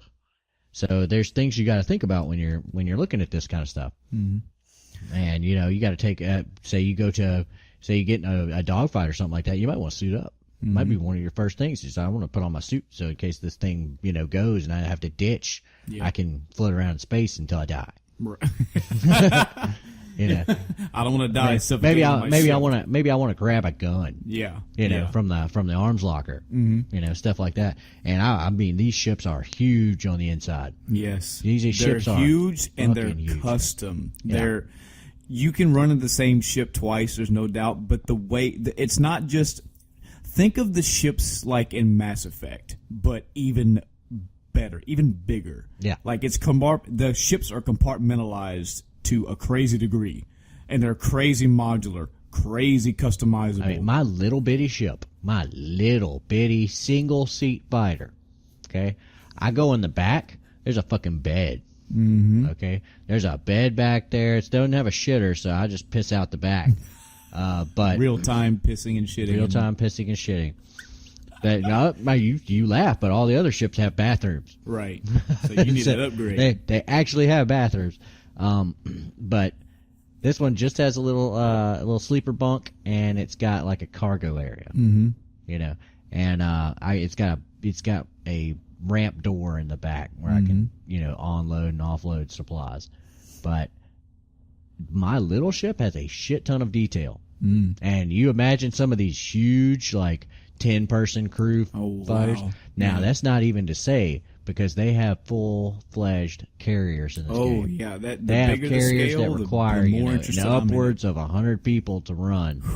And these things, I looked at them and they were zoomed in on a landing pad, and they zoomed out, and they said this thing is the equivalent of 6 kilometers worth of ship. Wow. You imagine walking through, you get lost in that thing, yes. and no one would ever find you. Nope. And see, now that's another aspect. Man, you're Adam, you're good at segues, buddy. Because that reminds me of another aspect that, again, just rang an alarm in my head where I was like, that's fucking cool. The scale of this game is universe. If y'all remember, if you tune into the what was the last episode we talked about Mass Effect? I believe it was. Yeah, where I was talking about the scale of Mass Effect as my top RPG for that because of the story. Well, the scale of the story in Star Citizen so far is not big. The scale of the physical fucking universe of the game, it is. It is so ambitious. There is maybe one or two. You have like No Man's Sky, where it was like, it's all procedurally generated, blah, blah, blah, blah, blah. It's not going to be like that. Yeah. No. It's just procedurally generated, but they give a fuck. And they're going to have a full... This isn't like, okay, well, Star Citizen's going to end. Star Citizen is going to be like your WoW or your Final Fantasy 14. It's an MMO. Yeah. So it's going to have a full-time support team / content creation team even after launch. Yes. They're not just going to put this bad boy out, they wipe their hands off and, go on to the next project. This is the quote unquote universe that's comprised of these 9 galaxies, and that's it. Yeah. They are going to be like, okay, well, we're going to constantly introduce new stuff, and we're going to, this planet is a desert planet, but it had some life on it 200 years ago, and now you can find it if you know where to look, and it's procedurally generated, but with a twist, and they're going to customize each planet, so where it makes a little bit of there's something out there to find. Yes, if that makes sense. It's not like No Man's Sky where you have the same thing and you have like a giraffe that looks like a slightly different giraffe than you found on the other planet. Yeah. think of again. This is just tailoring back to Mass Effect. Think about Mass Effect 2, or actually, I guess all three, where you could go from system to system, and then in those systems you can go to a galaxy, and in that galaxy you can go to planets in there. Now imagine going to those planets, and instead of it being just a little square grid you can drive around on and find about 3 or 4 mineral deposits or 3 or 4 items to drop. Imagine that you can explore the entire fucking planet. But I'm not done yet. Because the biggest kick, the alarm bell that rang off to me was they, as developers, said, guys, this is how we're going to do this. When we drop this game, the game that we have out there right now that people can play and live in, and again, I'm just throwing out random fucking numbers straight out of my ass. This is a universe that's comprised of these guys right now, at present, can play on maybe 5 galaxies total. All those galaxies have anywhere from like 6 planets to 22 planets. Who knows? And so, yes, you could spend a lot of time right now and go to all these planets. When the game releases, it's going to be more close to 50, 60 galaxies. But again, that's not the you kicker. mean solar system. Or solar systems, yes. Yeah. No, the bigger kicker is that over the development through patches and expansions, they're going to release new solar systems. They're not going to tell anybody about it. They're not going to tell anybody where the fuck they are. Well, what's not only on that, them. but you also have jump routes, say from Earth to the nearest star. Mm-hmm. Okay, occasionally somebody's going to need to replot that. Yep. Just to make sure that the fucking meteor hasn't drifted into the way. Mm-hmm. And those people are going to die a lot. Yeah. But when they don't die, they're going to be able to sell that updated jump information for a profit. Yeah. You know, and there are going to be people who just do that. They're not explorers. They're just redoing the old stuff. So imagine you playing the game. Let's say the game has been released. Mining. Yeah. Let's say you've been playing the game. There's no expansion yet, no nothing new. So you've been the Billy Badass that has played this game 14 hours a day. You've done your sole job with you and your crew has been nothing but exploring. You'll just happen to have been lucky enough to not die. You've had a couple battles here and there across different solar systems and you've lived. But you as a cartographer have been the top dog. You are the cartographer for the entire game. You've mapped out everything. You've made billions of fucking interstellar dollars, and they go, okay, new patches, update. There's been an update to the game. Bye. That's it. So you, as a cartographer, are going out there, and you happen to you just stumble across a new fucking planet. Nobody knew about it. Nobody gave you hints to it. You just found it. You get to find that planet. You get to name it. If you have a mining team, you can mine that fucker. You can find out what resources are there. You could sell that information off to a company, or you could exploit it for yourself. You could just be like, okay, well, I happen to have a pristine planet, a class 5 platinum planet. Mm-hmm. The planet is made of platinum. It's a giant fucking ball of platinum. Yeah. Okay, and I will sell this information I will sell these coordinates to the highest bidder. Yeah. You know, you may get out there and just use the player-based economy to ratchet up your money. You may get out there and find a planet, and you're like, well, it's doing all my 2, 3, 4 days of research. It seems like it's uninhabitable. And then day 5, 6, you actually get invaded. You didn't know there was a fucking pirate base on there. People have found this planet like 4 weeks ago, and they're doing their best to build a civilization and claim it for themselves. The scale of this game is fucking crazy, and that is awesome. Well, not only that, let me add another thing. Say you have cargo. Okay, so what does cargo come in? Big ass boxes. Mm-hmm. So, what do you do? How do you get those big ass boxes from your ship to your base? You use a levitation spell. You don't use your levitation spell. You don't have a levitation spell. You grab them with your sticky hands, and they modeled this. Mm-hmm. You can grab a cup, you can grab a bowl, you can grab food, whatever it is. Your hands go out and pick up the box. Now you can't shoot your gun. You're carrying a fucking box. Mm-hmm. Okay? Mm-hmm. So you see this character carry the box and come over there and put it down and go back to get another one. Yep. You know? And you're doing this back-breaking labor while you're in your combat suit. Yep. Or a space suit or something like that. So not only is the scale of this game huge from the actual planetary, interstellar, But the intergalactic detail size, is as well. the detail down to the scale of detail down to your personal level is crazy. And again, they keep updating it. Every other month, you'll just see something. You'll be playing and you'll see this new thing. Oh, man, about the damage modeling either. Go ahead. Tell us about the damage modeling. The damage modeling. Okay, well, for one, let's talk about damage in the first place. You got two main types of damage. You have ballistic damage, like a bullet or something kinetically impacting the ship. Mm-hmm. And then you have energy damage, which is like lasers and shit. Okay? If you have a laser, it's going to basically eat up their shields. So their shields deflect a shit ton of laser damage. Mm-hmm. Or don't deflect a whole shit ton of laser damage. Lasers are what you use to take down someone's shields. Right. If you have a kinetic weapon, it doesn't do much damage to the shields at all. But it does penetrate the shields to a certain extent, to a reduced amount, and damages the hull. Mm-hmm. So you have armor values for ships. So ships actually have two different types of defenses. You might have a ship that has really strong shields. And this goes into another thing, which is the variability of every fucking part on this thing. Oh, yeah. You can have shields that have a slow recharge time but are really, really good against impacts. You can have shields that have a really quick, really strong. Yeah, it all just depends on A, the level of shields that you have, B, how good your shield operator is, C, what type of settings you want to go for, but you're going to have different settings for the shields to be able to tweak them into whatever you want. Mm-hmm. So they may have a really fast recharge rate, but don't take much damage. Right. That's, man. Stuff like that.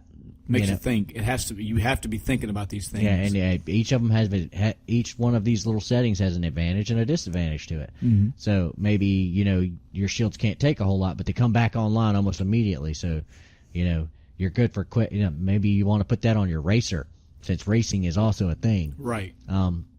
But now you're looking at how much armor does your ship have? Do you have a big ship? Do you have a little ship? Is your ship built like a tank or built out of Mexican beer cans? Right. Who knows? It might just immediately break as soon as it takes gunfire. Mm-hmm. So now you have to determine what type of weapon you want to shoot it with. And I said there's two main types of weapons. That's not counting things like distortion cannons or missiles or any of the other variable things that they have out there. Mm-hmm. These are just the main types. So you're looking at all kinds of different damage, and the damage modeling is all in real time. Yes, I saw it. So if you take a pistol and you walk up to a ship that is docked and you shoot it, it's going to leave a scorch mark permanently on that ship where you hit it. Mm-hmm. Okay? If you take a rocket launcher, I don't even know if they have rocket launchers in the game yet, but you take a rocket launcher and you blow the fucking wing off, the wing is gone until they get it fixed. Yeah. And that's not to say they can't fly it like that. Right. But that is to say that it's going to maneuver differently. There are ships that don't use their fucking wings for shit like that. There are ships that depend very heavily on their wings. Mm-hmm. But all that and all the systems inside the ship are mapped out like a schematic on the inside. Mm-hmm. So there's an internal schematic of what the ship looks like. You might just take the paint off of it. Your lasers might be super weak. They won't do a whole lot of damage to armor. Mm-hmm. They do a lot of damage to shield, but not a lot of damage to the armor. So if you got a really armored ship, lasers aren't going to do much to it. You might fuck the paint up, take that cool looking, shark face off the front of it. But other than that, it's not a whole lot of thing. But if you shoot it with a shotgun, it'll go through the shields and damage the armor. But it would do more damage had it not had shields up. Right. So you're looking at different things, and who knows what effect gunfire is going to have on the inside of a ship. Right, yeah. He's only been talking about the outside of the ship right now. When you get in the inside of the ship, the inside has all kind of physics going on. All kinds of cool little glass screens. Things that can be damaged, things that take different types of damage, different levels of damage. Mm-hmm. Whew, man. Yep. You might be able to reroute power. Well, I say might, but you will be able to say you get hit in a vital spot. Somebody just happens to, nat 20 you, and they hit your life support. And now your ship is losing oxygen. It's losing the ability to keep the inside warm enough for people to live. So you can make a choice there. You can say, okay, well, everybody suit up, and we'll, ride this out. Or you can say, well, maybe I'll take one of the weapons offline and reroute the power there to try to get extra power to the life support, which is just barely hanging on, to have more of an effect. Just little decisions like that, But and for many people too, depending on how big your crew we're talking about, you can have a person running the scanners, running the power, running the cargo, running the, flying the ship, running the weapons, etc. Right. So you're looking at a fully realized space simulation, and I think it is going to be cool. If there is, when I think about games that are coming out, there's only 2 games that are coming out that really have me anywhere near that fever pitch. Like you said before, where you're just chomping at the bit, kind of wanting them to come out. I want to get that way for Star Citizen, but I can't, because when I think about it, I'm like, I don't want them to rush it. Yeah. I want them to take their time and do it right. Yes. And I know that he can do it right if he doesn't feel rushed. Right. And what I don't want is like a massive backlash to occur and him to just be like, fuck it, taking my money out, taking my money and running. I gave you a product. Bye. Yeah. Here's your finished product. So what's the other game? The other game is actually one by CD Projekt Red. Mm-hmm. It's Cyberpunk 2077. Oh yeah. It's going to be really cool. There's like a concept video out for it. I have played the tabletop. I loved it. Mm-hmm. One of the, tabletop games that I actually really do like the setting of, and, the combat system. And they've gotten with the actual author of that tabletop game, and he is basically verifying the authenticity of everything in that game. I like that. So, and I don't know if they've actually started development of it. I think they said they were going to as soon as they got done with the last Witcher expansion, which came out not too recently. A year ago? I think last 2 years ago? Anyway. So hopefully they've already started on it. That would be nice. Well, that's a couple cool games for everybody to keep in mind, Cyberpunk, but definitely Star Citizen. Oh, yeah. If anything that we just told you vaguely interests you, there's plenty of YouTube. Their shit gets updated weekly, or a month. They put the developers and directors put out apparently monthly live feeds, and their forums are always up, and they're always talking on the forums. There's plenty of videos. There's a beta you can play. And again, just like Adam said, don't think of this as some pay to win game. You can put money down. The money is going toward the project, and you get a ship, so you get something from it. And my God, the scope of this game, the level of ambitious these people are going for is phenomenal. Oh man, really good, really really good game. So let's talk about a very prominent video game series, franchise, what have you, in the gaming world. Let's talk about Zelda. Oh man, I've been waiting to have this talk. Zelda. Yep. The Green Warrior of Hyrule. Yep. Nope.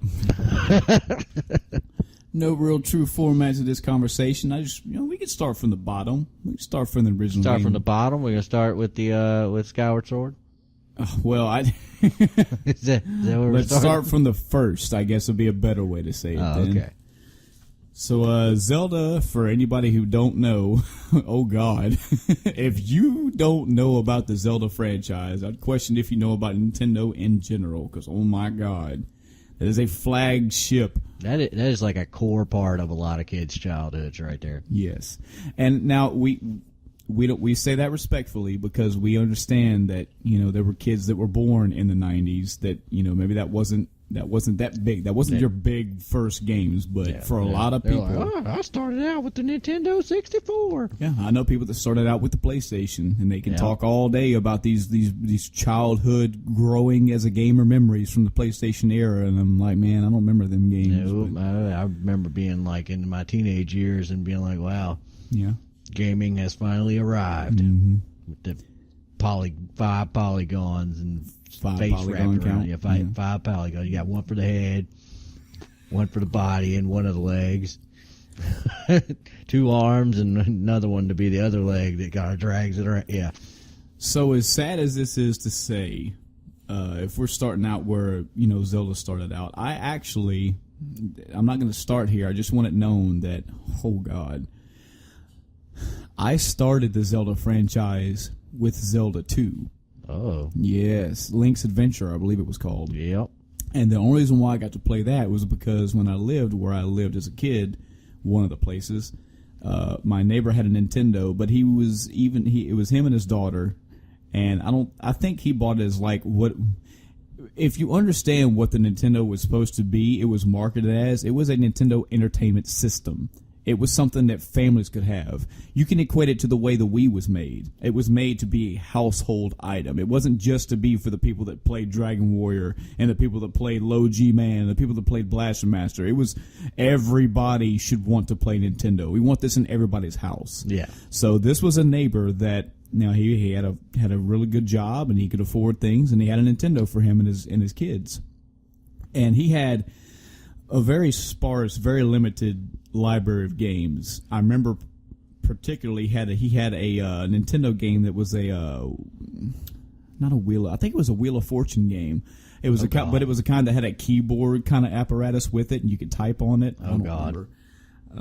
He had a few other weird games, but he had Zelda. He had Zelda 2, Link's Awakening. I mean, oh wow, no, Link's not Awakening. Beep beep, not Link's Awakening. Edit that one. Link's Sexual Awakening. Link's Adventure. So that was my foray into the Zelda franchise, and I'm pretty sure at this point, when I played that game in my life, there was only those two at that time. There was Zelda and Zelda 2. Mm-hmm. I didn't know anything about not anywhere close to each other. No, either. I didn't know anything about Zelda 1, but I did play the first Zelda. I will admit, I never beat Zelda 1. I played it. Yeah, I played it several times. And that's just a victim of where I was, just the way that I came across the first Zelda. Because I think when I finally played the first Zelda, I was already into Link to the Past. I mean, once you play that one, it's kind of you're kind of in a whole new ball game of Zeldas. Yeah. Zelda was released sometime in either the late 80s. I'm gonna guess latest 80s, because Nintendo was released in 1985, if I'm not mistaken. So this had to be like 86, 87, somewhere. Somebody will fact check me, whatever. I played through it a few times. I think I made it to the 3rd or 4th dungeon. I can totally attest to the difficulty of the game. I can also attest to a big factor of that game was the unknown. You think of Dark Souls. Like, you don't know what they were thinking when they made this game. You don't know where the fuck to go. You don't know what the fuck to do. You have to fucking... That was the Nintendo era in general, basically. A side tangent to that, this is something we can talk about, down the road on another podcast. But you got to talk about that fucking castle game. There's a reason for why I want us to talk about it. Was because I agree. Nintendo 100% fucking. This is what I made this statement before, I believe, on this podcast, is that while Nintendo to me is this untouchable Disney-like aspect, their corporate goddamn evil shit. Their corporate side was fucking evil. Zelda, I equate to a game called, and I'm talking about just the how to do things and how to get around. There was a game, for those that don't know, called Milon's Secret Castle. And this game, the way that you could advance in this game, the way that you had to find keys, the way that you had to unlock dungeons, the way you had to get from one level to the other, had some bad, off-the-wall things that you had to do. But, and here's the big caveat, but, with big quotes and stars around it, if you subscribe to Nintendo Power, they damn near had a player's guide in one of the issues of Nintendo Power, or 2 or 3, I don't know. So they would make games revolving around the idea that you had no fucking idea what to do. But if you happen to be a Nintendo Power subscriber, if you happen to shell out that monthly fee and get this magazine, we'll show you what to do. Right. We'll tell you what to do. Yeah, you just go ahead and it'll just make this impossible game super easy for you. Yeah, and that's what I equate. And it wasn't just like, okay, well, this is hard to do. No, this was, You'll never fucking guess it. How in the ever-loving fuck was anybody ever supposed to even guess at this? Yeah. And also, and we'll talk about this in one of these coming up Zeldas we're going to talk about. They also had, you remember the Nintendo hotline? Yes, I do. I never got to do it because I never had that called ability. It once. I got some free time in like a game box or something like that. Give me like 5 free minutes. Oh, cool. And I want you to know that 4.5 minutes of that 5 free minutes were ads and going through the machine. Yep. They knew. Again, it just goes all into it. They knew how to get you your didn't money. get to just ask a question. They knew. No, it was you press a button for this game or press a button for that game. But I'm not trying to totally shit on Nintendo when I'm saying this. I'm just saying that they deserve to be some shit on. They deserve a little bit because yes, they are a wonderful, fun gaming company, but there's still the word company in there, and they did several things to help the company's rock bottom dollar. This is just part of the many, many, many reasons why they have so much money that they have.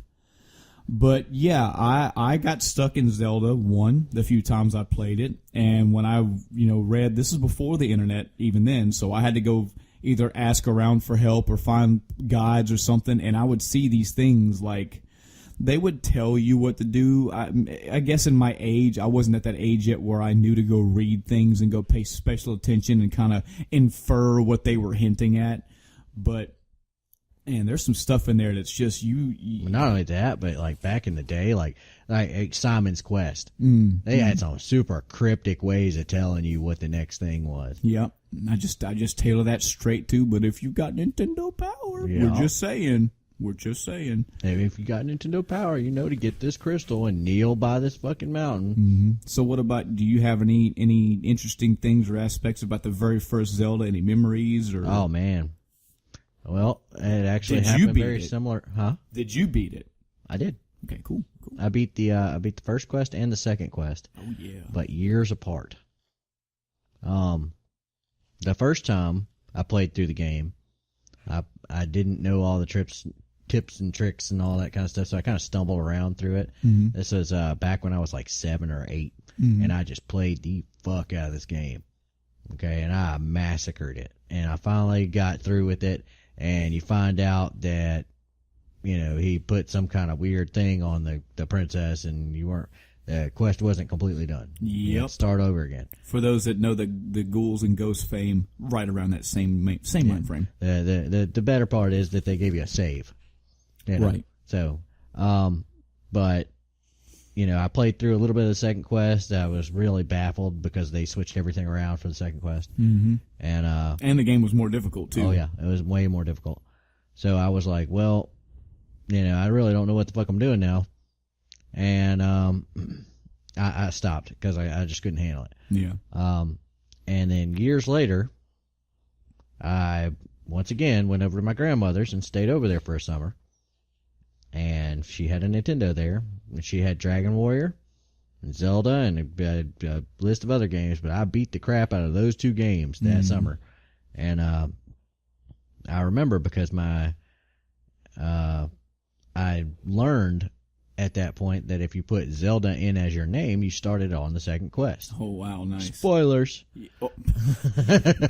You can't say it after the fact. Shut up. Yo, we should spoil the ending to Zelda 1. That's it. Podcast over. No, God damn it. Now, how did you know that? Did you figure it out? I think it was you? I think it was either somebody told me or I found it in a book. I don't remember exactly when. You weren't just fucking around one day. It's like, what if I put Link or Zelda as a name?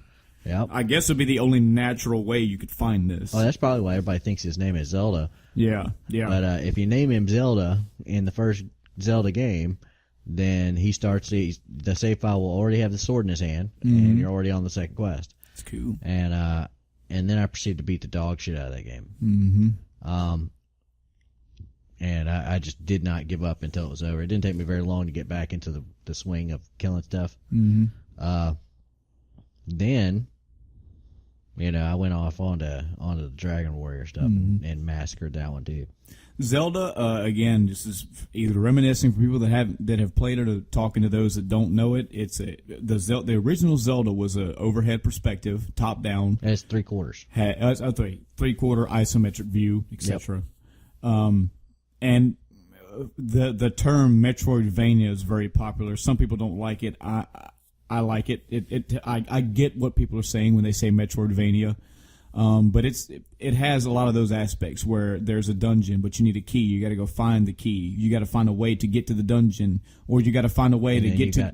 You got to find a way to get item. Yeah, you got to have an item to get into the cave that lets you find the key that lets you get to the dungeon. It's all around those. Yeah, and then once you do that, you go back and find some stuff that you couldn't get by before, and now you can get by it. You find weapons. I mean, your main weapon is a sword, but I mean, you find bombs that'll let you blow up walls and enemies. You find boomerangs that can hit them from a distance and can potentially stop them in their tracks. You have different levels of enemies. You have little one-shot enemies. You have ones that take about 8 hits. And that goes for the enemies in the dungeons as well. And the dungeons work the same way. You typically need an item or a key or of some sort to advance. You have a boss. You beat the boss. You get a part of the main quest line, and you get a health upgrade. Yep. Had a lot of very tried and true things that we're used to today were started and definitely tailored for a big audience back then. Good game. I enjoyed it. And I imagine sometime in the future I can go back through it and beat it, but I never have, unfortunately. That's not a discredit to the game, though. It's a magical game. Yeah. Magical game. Now, later on, a year, 2, 3, whatever down the road, Zelda 2, Link's Adventure came out. Now, you have to think, if you were a person in that wheelhouse, I love the word wheelhouse. Somebody's gonna get a wheelhouse counter eventually. Along with butt fucking. We need a butt audience. We need a butt fucking counter and a counter for what's the word I just said? Oh God. Oh yeah, wow. Really? Really? You don't remember the word you just said? Right now somebody's going back, that motherfucker said he don't have a memory. But he really does. he does not have a memory at all. Wheelhouse. Wheelhouse. We need a wheelhouse counter and butt fucking counter. Anyways, so imagine being somebody who even at a youth, you've played through Zelda and you fucking either you struggled through it or you made it through it regardless, but you loved Legend of Zelda. You loved that first game. And then through Nintendo Power or word of mouth or however the fuck they were advertised back in the day, hey guys, Zelda 2's coming. And you get home and you pop Zelda 2 in your Nintendo and you go, what the fuck is this? Yep. Zelda 2 is not like Zelda 1. It is side-scrolling for the most part. You have platforming. Yeah. It has platforming. There's jumping involved. There wasn't any jumping in the first Zelda. Fucking attacks. Yeah. Some people thought that was a really cool improvement. Yeah. I did not. Oh, yeah? No. Not even a little bit. I did not like having to grind. Mm-hmm. I did not like having to fight random battles. Mm-hmm. I didn't like the platforming. Because I was that kid that wasn't super good at platformers. Mm-hmm. I could beat them, and I did beat stuff like Mario and all that. Mm-hmm. But I did not enjoy dodging balls on a screen until I got a little bit more dexterous. Right. So when I was playing the game, my hands were little. Mm-hmm. little baby hands. And it's a little teeny tiny NAS controller. Okay, so you gotta sturdy imagine as how a little fucking my rock, though, boy. Gotta imagine how little my hands were trying to grip this thing, and it did not work out well. So there was combat in the game that took place. You could walk in the overworld and go around to get to dungeons and get to other towns and whatnot. But if you got into a battle that was on the overworld, you would just see these black figures just randomly patterned walking around, and if you ran into them, and they didn't really make sense because they didn't look like the enemies from the first game. Yeah, no, you were pretty much faced with all new, like enemies. blobs. There were some enemies that were the same, but there is just some weird stuff. You kind of recognized Link because he still had a green tunic and he still fought with a sword. He looked a lot better. You didn't. I don't. Now again, somebody's going to correct me because I just like Zelda 1, I've never beat Zelda 2, and that's a staple for a lot of people. Zelda 2 ramped up the difficulty. Yeah, it was pretty to it was a pretty tough stupid fucking degree. But I don't. If they are, I don't remember seeing them. But I never saw like Octoroks. I never saw a lot of the standard enemies that you just became familiar with in Zelda 1. Mm-hmm. But so you're walking around the overworld, you see these little black shapes moving around, and if they bump into you, you bump into them. It's not like it doesn't take you to a menu like Dragon Warrior. It takes you to a side-scrolling action-y thing. So now you have 1 to 4, 7 enemies on a little field and you kill them and, clear the field, you can move on. Your attack had different stances. You could attack high, you could attack low, you could jump on top of them and do like a fucking You could Scrooge unlock McDuck little techniques and stuff like that. Yeah. Magic. It had magic. There were items as well. You can go around and find different items and do different things. Again, at that youth, I remember that difficulty more than anything else in that game, because I would always get around to the same spot and be like, I can't do this. Just rough. You're staggering into the next town on like a wing and a prayer. Yeah, you get into an enemy and you're like, oh man, I'm in a new area. Here's a new enemy. Well, they got to be slightly more difficult. Right now, they just fucking rape you and you're you start over. Yep. Yeah. Oh God, that laugh at the end. Yeah. Did you know that laugh is the same laugh they used? Oh God, please get this right.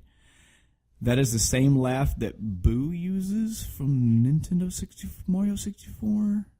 It was just sped up. Really? The Ganon laugh is a Ganon. That is from audience. Track this down with your super sleuth methodology. That laugh is from somewhere else. It's from something else. Either another game used that laugh, or that laugh was taken from somewhere else. Either way, It's probably from Punch Out. Yes, it was a Soda Popinski laugh. Ah, Yes, good Adam. Give yourself a star right now. Take my permanent marker over there and just draw a star on I'm your going to do forehead. it right now.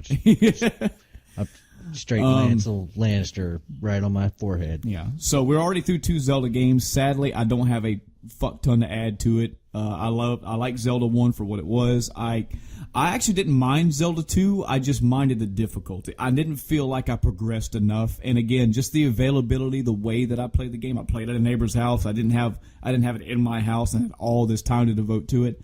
I never beat it. I haven't beaten it to this day. I know that there's some cool stuff down the road. I mean, I know that's where if I remember straight, that's where the prominent Shadow Link fight. That's the first time you fight Shadow Link. Mm-hmm. And apparently he's super fucking rape you in the face hard. You can cheat him. Apparently, yeah. But I never even got that far, so have no idea. So moving on, the next game to come out, which I've talked a little bit about, Zelda: A Link to the Past. Now, this is where my dates start to get confused. So if I happen to mention these, or Adam mentions these out of the order as far as chronologically speaking, we're sorry. But around this time, Zelda: Link to the Past and Zelda: Link's Awakening. But I'm just going to talk about Link to the Past first, because it's the first one that came to my mind. Link to the Past came out first, I believe. Yeah. Holy shit, what a fucking game. If you were a gamer that happened to have this bitch packed in with your Super Nintendo, what a treasure you have. Yep. Holy cow. That is arguably to this day the best Zelda game in the franchise. Usually, and we're taking Breath of the Wild out of the picture for right now, because I haven't personally played it, and Skyward Sword, because I haven't played it either. I've got it sitting on the shelf.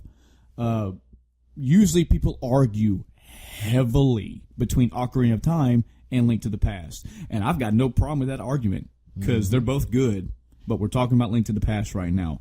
Tell me about your experiences with Link to the Past. Well, I already told you. I only played the first couple minutes, and then the power got turned off, and I never played it again. So, all right, well, moving on. No, that was actually one of my only older cousin actually helped me beat that game over a long time. I played that game religiously. He came over, and he basically showed me all the tips and tricks to how to, defeat some of the bosses and stuff like that. Mm-hmm. We went through there, and he showed me the Dark World and all this. It was such a great game. Mm-hmm. And I remember, spoilers. Yes, from this point forward, we're probably going to talk about cool moments and memorable moments and bosses and dungeons and everything. So from this point forward, we're going to be spoiling it. Sorry, go ahead. Yeah, there's going to be a lot of. I mean, it's a lot of just gushy kind of moments. Yes. You know, where you're just like, wow, this is like the cool. You'd hear that boss theme. You just knew you were in for some shit. I'll just do the boss theme while you're talking. Go. No. Okay. But we did have. I remember the very first boss I beat. It was the little Armos Knights. Is what they were called. Mm-hmm. And you got the bow in the little dungeon with them, and they were weak to the bow, and they did their little stomping thing, and you just basically went through there and crushed them. Right. Oh man. We can before we even get to the memorable moments, we can talk about things about this game. Okay. Number one, the music in this game was great. Yeah. It was great. Everything had a theme. Everything had flowing themes. Mm-hmm. Just composed very well. Was tense when it needed to be. Was very relaxing and walking around adventurous when it needed to be. It is the staple of traditional Zelda. Mm-hmm. It is the benchmark of today. It's the last one with that 3D isometric view, going back to the first game. Mm-hmm. You know, there were all kinds of little secrets and stuff. Yeah. Like you could get the magic boomerang by tossing your boomerang in here and getting it enchanted. Mm-hmm. Stuff like that. You know, yeah, have you ever played a game where you could strike your weapon on a wall and it would be like ting ting, and you go to one spot and it goes tung tung, and you're like, oh, maybe I should do something here. Oh, open up a secret area. Mm-hmm. It might have been done before that, but I predominantly remember that in Link to the Past. Yep, and you just pick it around at stuff. There were all kinds of they found the last secret like years and years. I love hearing that. I love when I see shit on my Facebook pop up and say, hey, this game has been out for 32 years. We just found this new thing that Some fucking cancer kid didn't get thrown in the trash, but instead had some stuff from fucking put in there from Zelda. Actually, I think he like won a contest or something. Can you imagine being the creator of this game and leaving your game out there and then getting an email or some shit like 2 decades down the road? Hey, somebody found this thing. Is this true? And you'd be like, oh man, it took like 2 decades. Yep, I put that in there and I never told anybody about it.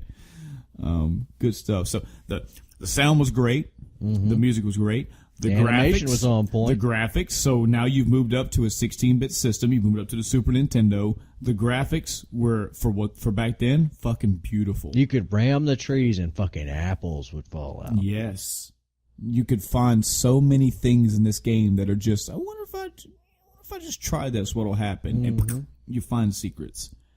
Graphics were good. The fluidity of the graphics were really well. Mm-hmm. The story. I say the story on this one because as opposed to the first Link, the first Zelda, this had a easier to follow story.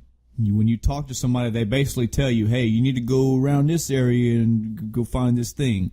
And you get there and they're like, all right, well, you can use this over here. It's like, hey, your next objective is in the Lost Woods. You need to get in there. And you get to Lost Woods and you're like, oh, I got to figure out what to do in here. So it led you on. It still had exploration because it was a bigger world. It was a much bigger world. But it didn't lead you strictly by the hand. You still had to explore and go try things out and figure things out in this game. There were all kinds of little things to find, too. Mm-hmm. Like finding the flippers. Yep. And finding, going around and there was like a fish. Did you know that you could grab a fish, walk it all the way back to the village, and give it to one of the merchants? No, I did not. And he would give you a shit ton of like stuff. He's like, hey, I heard eating fish makes you smart. Wow, I didn't know that. Yeah. There are all these little things, And then, so they added, and mechanics were solid. There was a robust item system now. So, and a lot of the items that you use in today's Zeldas, they have the same kind of aspects. Again, you can throw a boomerang at something, and you can hit it from a distance. It may do damage, but it may just stop them in their tracks. They may be weak to the boomerang. You have a hook shot now that'll let you go all the way across the screen. The Pegasus boots. Yeah, you have a Pegasus something boots that needs to come back. They'll make you sprint, and if you have that sprint on, you could dash through enemies with your sword. They decided they wanted to give Link a horse, but what they needed to do was bring back the Pegasus boots. Yeah. They had magic items and they had ones that were kind of maybe one-offs, like the the Solomon Cane, I think it was. Is that the it's one like that put one the that block prevented down? you from getting? That wasn't the Solomon Cane. Solomon Cane was the one that I think made you invincible. Oh, well, then that's So a you could, very like, good walk one. you could walk across like spikes or something like that. Yeah. There was a red cane. Yeah, the there was a blue cane was the one that made you invincible. The red cane put down a block. Yeah, it actually puts a generic block down, but you can use that for puzzles in a dungeon or two, because there would be a button on the floor, and you can put the block down on the floor button, and then the door would open. If you happen to get off it, if you stood on it and you walked off, the door would close. You put a block down. I can't talk. You put a block down. I get excited. That's why. Yep. You put a block down, the door stays open. You You'll know, go through tongue the door. tied. Yeah, can't help it. But there were bottles. You could find these fucking. There's 4 bottles in the game, and you can fill them up with things. You can fill them up. You can find a fucking ferry and capture the ferry. And you can either use the ferry in battle and get really, really cruel to capture a ferry with the net, put it inside a bottle, and store it there. I'm pretty sure that the last thing the ferry would do would be like, "Oh, I'm going to save Link." It'd be like, "Fuck you, fuck you, asshole." Speaking of ferries, you could find ferries out. You could find these big ferries out in the overworld that would put you to you fill your health all the way back up. Give you more bomb slots. Give you more bomb arrow things. slots. Yes. The different NPCs in the game. Most of them had dialogue. Most of them just did ho hum things, but some of them have different quests to take on. Like when you go into the main town, which I believe was still named Kakariko Village. Hopefully it was. You can go around the town and you'll see this boy off in the distance, and if you get close to him, he fucking sprints off. There's no way you can catch that dude by running. So fast forward in the game, you find the Pegasus boots, he takes off, you put the Pegasus boot, you run after him, you catch him, he's like, oh, here's a thing. Like, little cool things like that. You find a blacksmith's hut, and they're just tinking away, and they're like, "What? Well, I could build you a really cool sword if I knew where my partner was. You find him, you bring him back here, I'll fucking hook you up." And later on, you find him. This is also taking out completely. There is a light world and a dark world mechanic. There are 2 separate maps in this game, both with towns, both with people, both with enemies, both with dungeons. Just you can go back and forth between the 2, and it changes. And you have different to aspects unlock a lot of the content. Yeah. Another really cool thing is like they kind of upped the game a little bit and made it a little bit darker of a story. Yeah. You had several people died. Mm-hmm. You had your uncle dies. The sage dies. Mm-hmm. You have the little boy. Yeah. Played the flute. Yeah. He dies. Yeah. You can send him off and give him a good, cool. Yeah. Yeah. You find all kinds of cool little things that happen, and it's just it took a little bit of a darker tone, especially when you get to the dark world. You go through the village and see all the destruction that has been caused there. Mm-hmm. Where the town is full of crap. Yep. And where Ganon's all really the put his houses are effect on bombed all out. these things. Yep. Thieves run the town. Mm-hmm. So cool. This was another game. Well, I equate this as far as quality, kind of akin to Mario World, Super Mario World, where you can tell they just took what was there and they gave it a facelift. They upgraded things. They added new mechanics. They added new graphics. They just upped their game on all these pedestals, and it was very, very well done. Had a great ending. Had great music, musical score to the ending. Yeah, it was really the definitive classic Zelda. Yeah, you're not gonna. Every little thing from the first sword all the way to the final master sword you get. Mm-hmm. It all just as soon as you get the master sword itself and you pull it out of that stone. Yes. The second you do it, you just get chills because you're like, whoa, this sword is like blinking and glowing, and it's like, whoa, it feels powerful. Yep. And every upgrade you get to it feels even more powerful. Mm-hmm. And spoilers, this is another good testament to the game.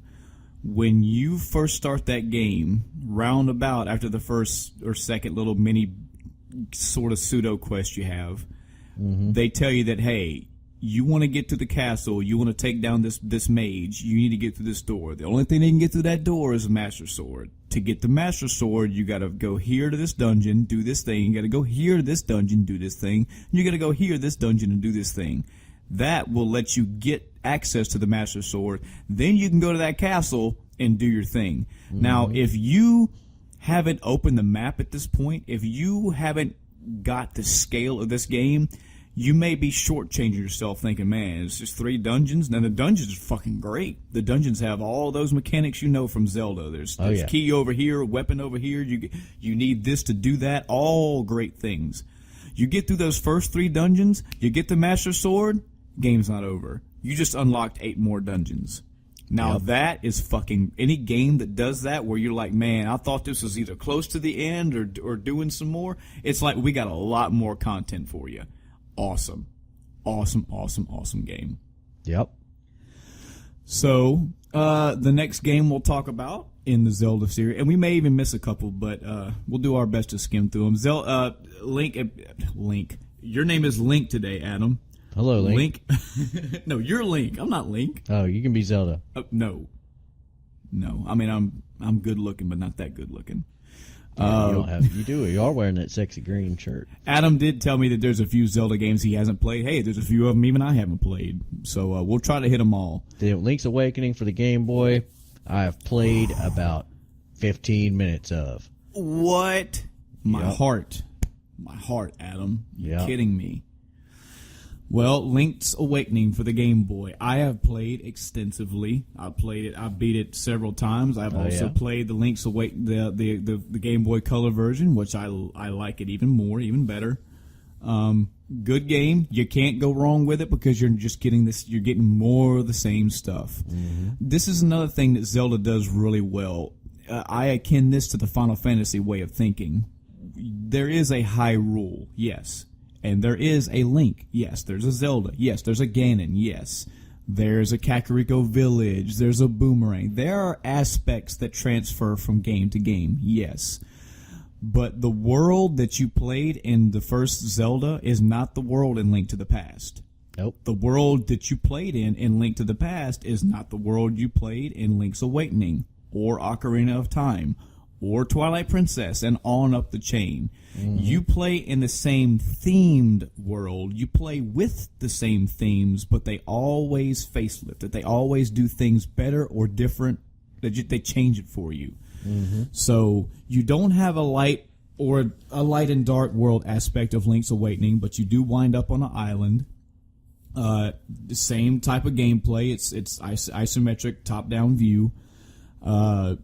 You just get more of the same, folks. There's new dungeons. There's new enemies. There's its own little storyline, which is actually very good. I forget who it was. Somebody told me that the Link's Awakening. If you're out there, let me know who you were. I think you're a family member, but you said that the Link's Awakening's ending is your absolute favorite ending, either in gaming or the Zelda franchise. You have to go around and find these different different musical instruments to awake this fish, and then I won't tell you what happens in the end. It's called Legend of Zelda: The Sleeping Fish. The Windfish. The Sleeping Fish. You must wake up the Windfish. And again, just like Fish Whisperer, just like the Link to the Past, there are things in this game that are just little moments, little things you can do. You find a chain chomp. Oh, spoilers! Oh God. You find a chain chomp in the game, and you're like, "What the fuck is a chain chomp doing in a Zelda game?" Well, it's a Nintendo game, so they can do what they want. Side note. Here we go. Side tangent. Go.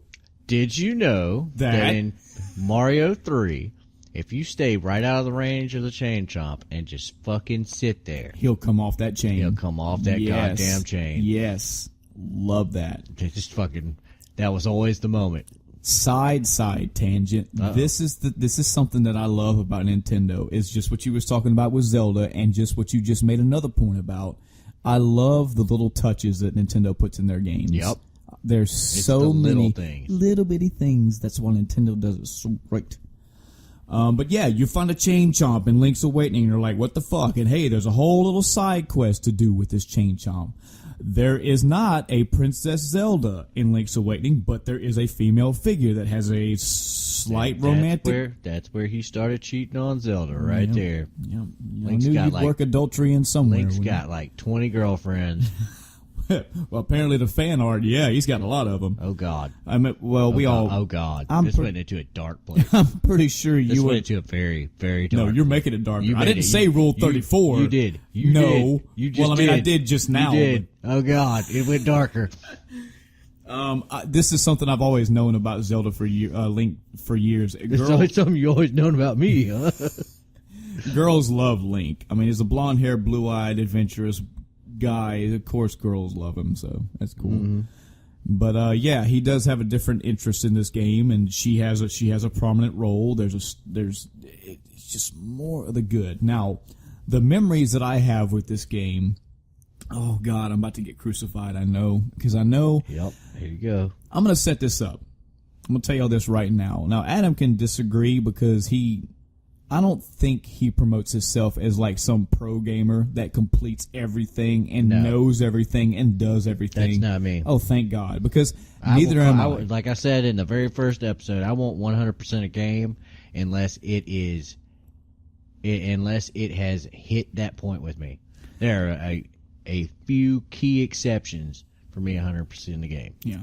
Most of the time, I'm like, fuck that. I ain't doing that shit. The takeaway from what I'm saying here is I haven't beat every single game that I've played. Tangent, I actually have a notebook right here in the room somewhere, unless I put it up. It's gone. It's gone forever. Nope, it's right up there. I actually went through, this is another, takes fucking years to do. I went back and tried to catalog every single video game that I've ever played, whether I beat it, and if I've played it, if I beat it, and if I 100%ed it. Surprisingly, guys, I've only actually played about 900 video games in my time, and I've only beat about 300 of them. Now, I stopped updating this back in like 2014, so it's out of date. But the point I'm getting at is I have not beat every single game that I'm going to tell you about in this podcast, and that's starting now. Also, there are times where I have no problem admitting when I got stuck in something. One thing I cannot stand is when I'm talking to somebody about games and I'm just too busy gushing about the game and I happen to mention it, and I died to this, and they're like, oh, I didn't die to that. I beat that first try. I'm not here to, this is not a fucking dick. As long as you don't get stuck like that one kid did in Suikoden on like the first fucking screen. Yeah, I didn't take that back to him and rub it in his face. Figure out how to get out of the throne room. I just totally stuck here. We actually just got a kick out of the fact that he got stuck in the first like 10 minutes of the game. He's like, and he looked at it, he's like, yeah. I was like, man, I can see how you got stuck. I wasn't like, that was so easy. What a scrub you are for you not just had your pinky out the entire time. The whole time. Of tea. The whole time I was talking to him. You're just sipping tea. So anytime that I tell you that I got stuck in something, if the retort is, well, I beat that was easy. I mean, I don't fucking care. I've been through Dark Souls. I've been through games that are designed to make you die repeatedly, and I have died repeatedly. I've been through games that are supposed to be baby easy, and there's shit things that I got stuck on. Yeah. Whoop-de-fucking-do. The point is that I played them, I enjoyed them, I overcome them, whatever. In Link's Awakening, I played this. I remember playing it one time when I was visiting some family up north, and I got stuck on this dungeon. I think we were there for like 4 days, and I was stuck. Oh, God. I was stuck in I want to say it's the second dungeon in the game. It's the Bottle Grotto. I got spoilers. I can't believe I got to say this 50 times, but I'll do it for you folks because we love you. Fuck y'all. There's the boss in this dungeon. You find a power bracelet. There are items in this game that need to be pushed or picked up and thrown or moved or whatever, and you as Link cannot pick them up. If you find the power bracelet, you can pick them up. Also, side tangent, this was the first Zelda that had a jump ability. Yep. He can get the Roc's Feather and he can jump. Pretty cool. But so I found every time that, even me thinking about... It's not the first Zelda where you had the jump ability. The first Zelda where you had the jump ability was Legend of Zelda 2. Oh, God. Yeah. Redacted. Okay, well, then this is the first one that specifically required an item to do it. Yeah, okay, I can't save myself on that one, can I? No. There's no saving. The other one was a 2D. I am platform. feeling virtual, like, ethereal blades going into my neck right now. How dare you get the Zelda wrong? I just saved you a lot of nasty grams in the comment section. So I'm playing through this game, and in this dungeon you find a power bracelet. It lets you pick up heavy items and do what you need with them. And again, just thinking that I was stuck on this part, I just grab my head and I just shake my head. Dang. I got to the boss. The boss is some clown-like deity, and he's in a bottle. And he's like, "Wah, here I am." And he goes into the bottle, and the bottle starts bouncing around. If I remember right, if you hit that bottle with your sword, it can stop him from bouncing. If you hit the bottle with the sword, it does not damage him, though. Mm-hmm. I could not figure out how to fucking beat this boss. At this point, I also had bombs. So I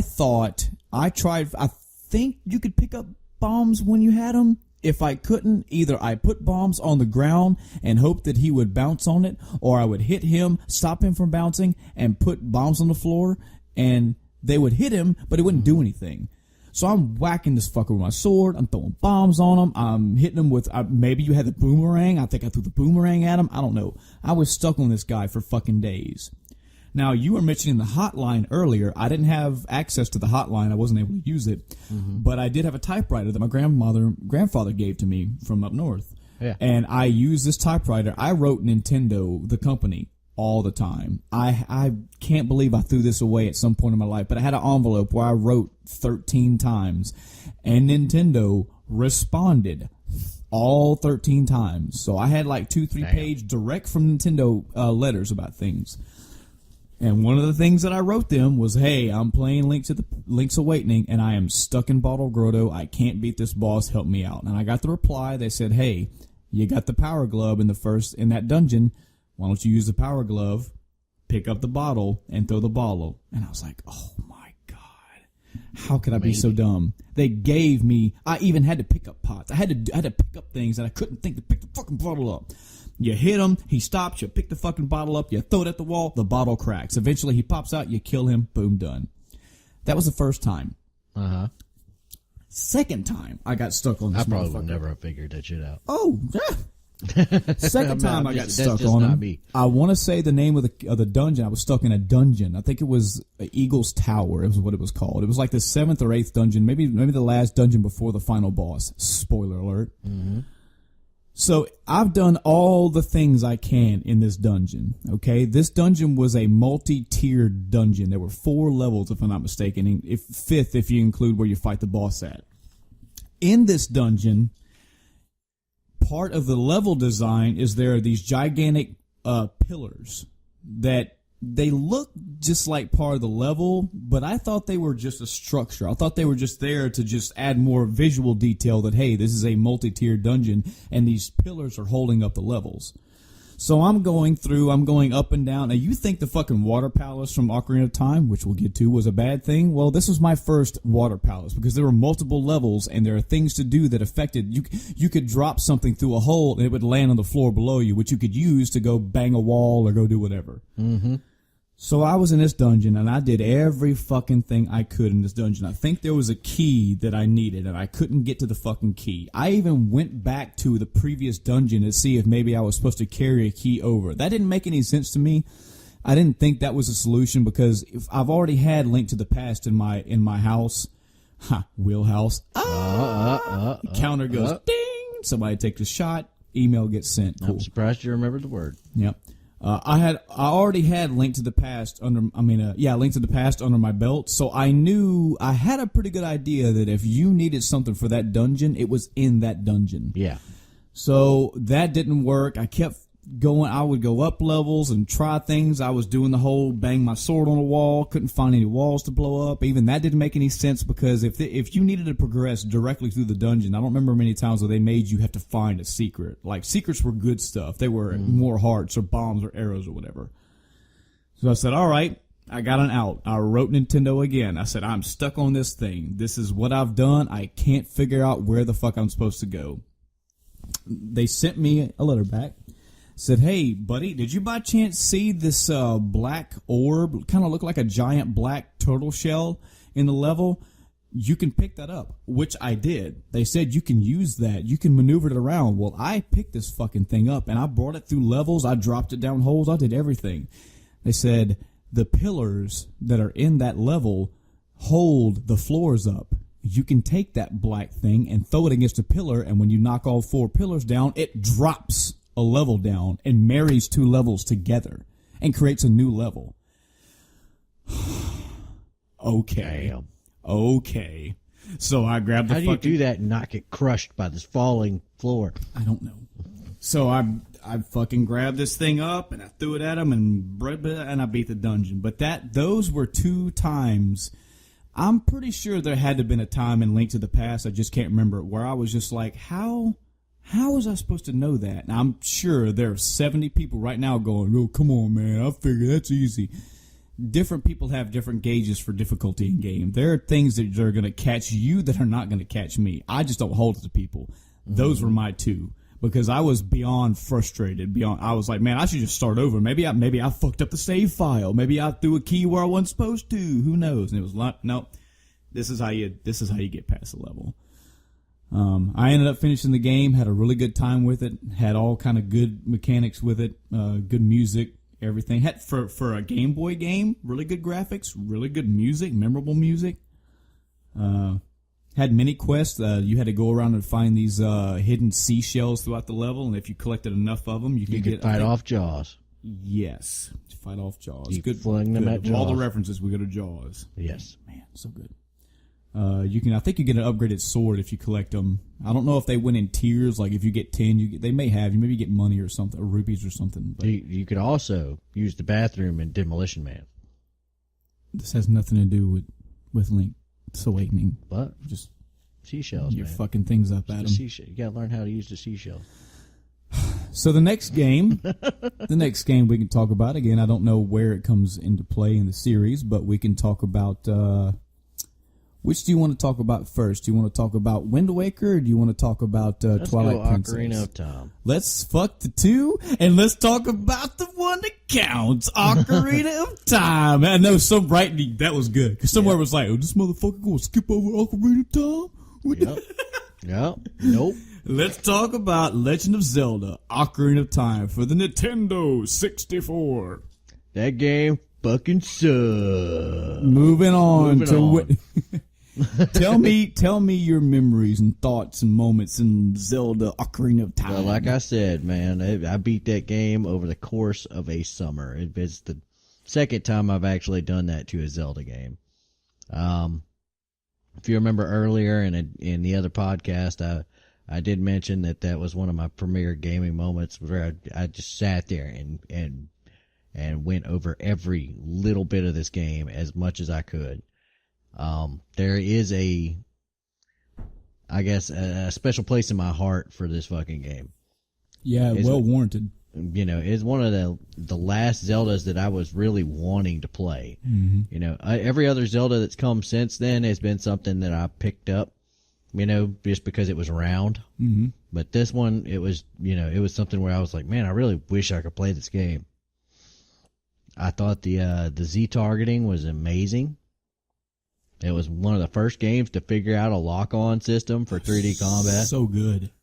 You know, it had a wide range of stuff that you could do in it.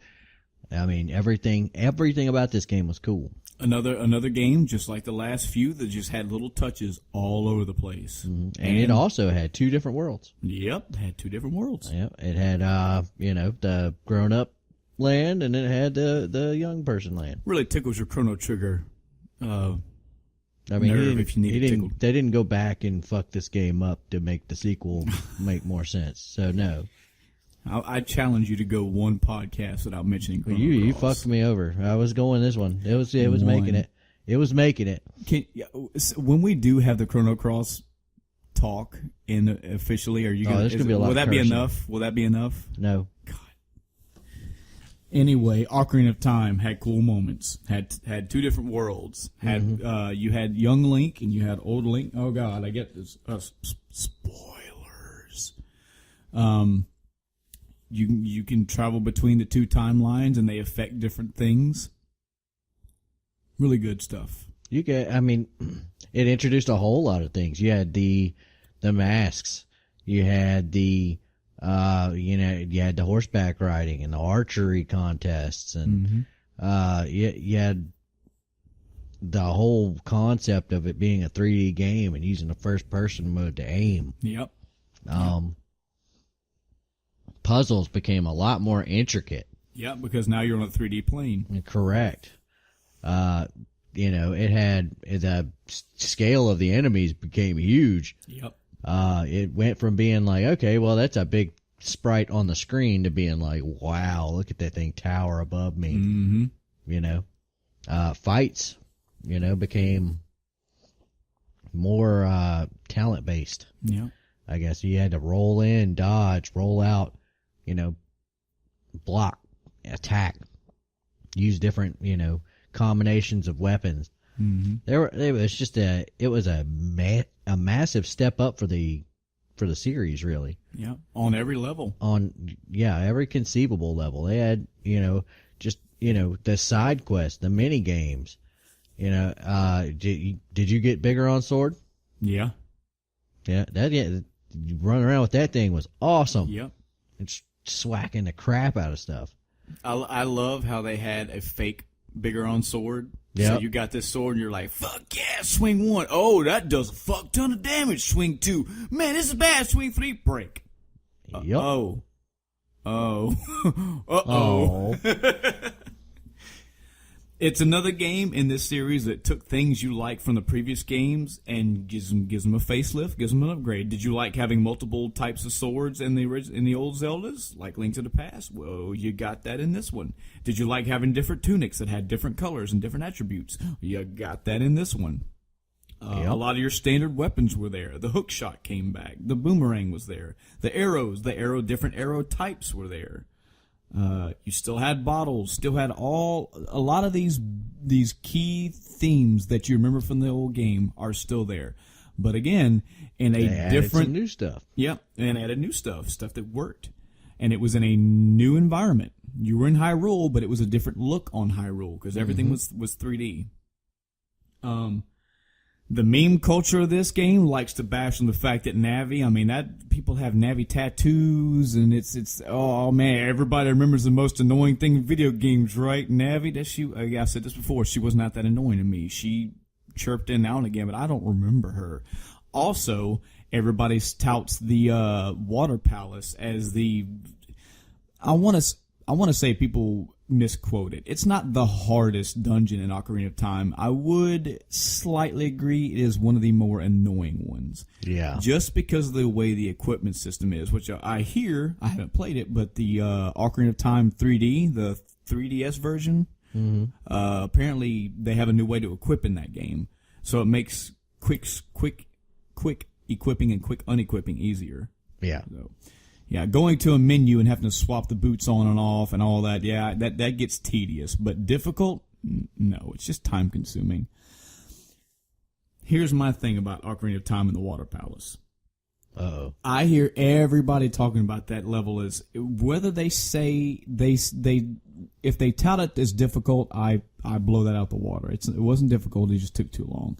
A lot of people say that the game was tedious, and I'll say I agree with that. A lot of people say they got stuck on it. Now, that leads to the difficulty argument. I can't agree with that because this is where I got stuck in this game. In the Water Palace, whenever I believe, if I remember this right, you activate something and it floods a room and lifts a block up. It lifts that block. If you know what I'm talking about, that was my sticking point in the Water Palace. That's everybody's sticking point. Yes. There is a fucking And block. there are some people that just never have those two things click to Yep. get that aha moment. There was right when you step into that palace, you actually physically walk across this one block that looks different from all the other bricks around you. And I'm walking you're wowed because you're walking into a new dungeon. You're wondering where you need to go, what item you got to find, where's the keys, is that a locked door, what do I got to do to kill this enemy, what do I do with that enemy? I didn't think to look at the fucking floor below me. So I literally walked into this walkway, and I never looked down, and that block never came into my mind. Didn't take a note of it, anything. I was stuck on this dungeon for fucking ever. Minutes, hours, days. I don't fucking know. It was a long time, but I was stuck. Yep. And this was back before internet was a prominent thing. I didn't ask anybody for help. I could have, but I didn't ask anybody for help. And I just happened to fucking notice one day that here's this fucking block that's not where it's supposed to be. Or there was a hole where there wasn't one earlier. Oh, shit. I look up and there's a fucking block. Oh, my God. Yep. There are moments like this in a lot of the Zeldas. This isn't just Ocarina of Time. It's not just Link's Awakening. You got by one of the puzzles. Got. Somebody got you. Good story again. Ganon's back in the scene, and it's just like you said. There's a darker one. There's a darker theme to this. It's like, oh shit. There's this badass, and he rides this black horse, and he's gonna fuck up the world. He kind of pulled a Kefka and actually destroyed the fucking world a little bit. Yep. Good things. Good things about this game. I don't have many negative things to say about this game. If there's anything, you can really say about it, it's that it was the evolutionary step forward in the exact same way as Link to the Past was. Yep. It was everything, just now you're in 3 dimensions. Mm-hmm. And so now you have a perfect representation of what the new Zeldas are going to be like. Mm-hmm. Yeah. So it set the baseline and the standard for which all other Zeldas would be judged in 3 dimensions past that. Yeah. If you make a 2-dimensional Zelda, I'm going to compare it to Link to the Past immediately. Yeah. If you make a 3-dimensional one, it's got to go up to Ocarina of Time.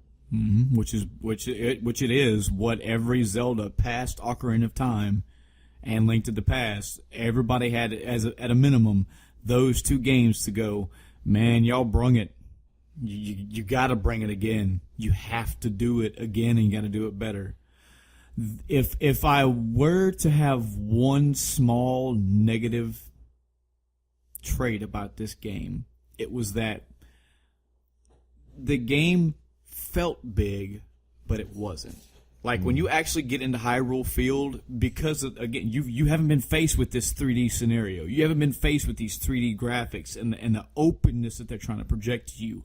Yeah. But once you actually walk around Hyrule Field, it's kind of small, but it makes you feel like it's bigger. So Yep, it's that whole. It's not really a negative; it's kind of a positive. It's the whole feeling of it, and that's. I mean, I remember something for Bigger on Sword. I remember having to leap backwards or roll the entire time. Yep. You have to do it as fast as you can to get where you're going, as fast as fucking possible. Yep.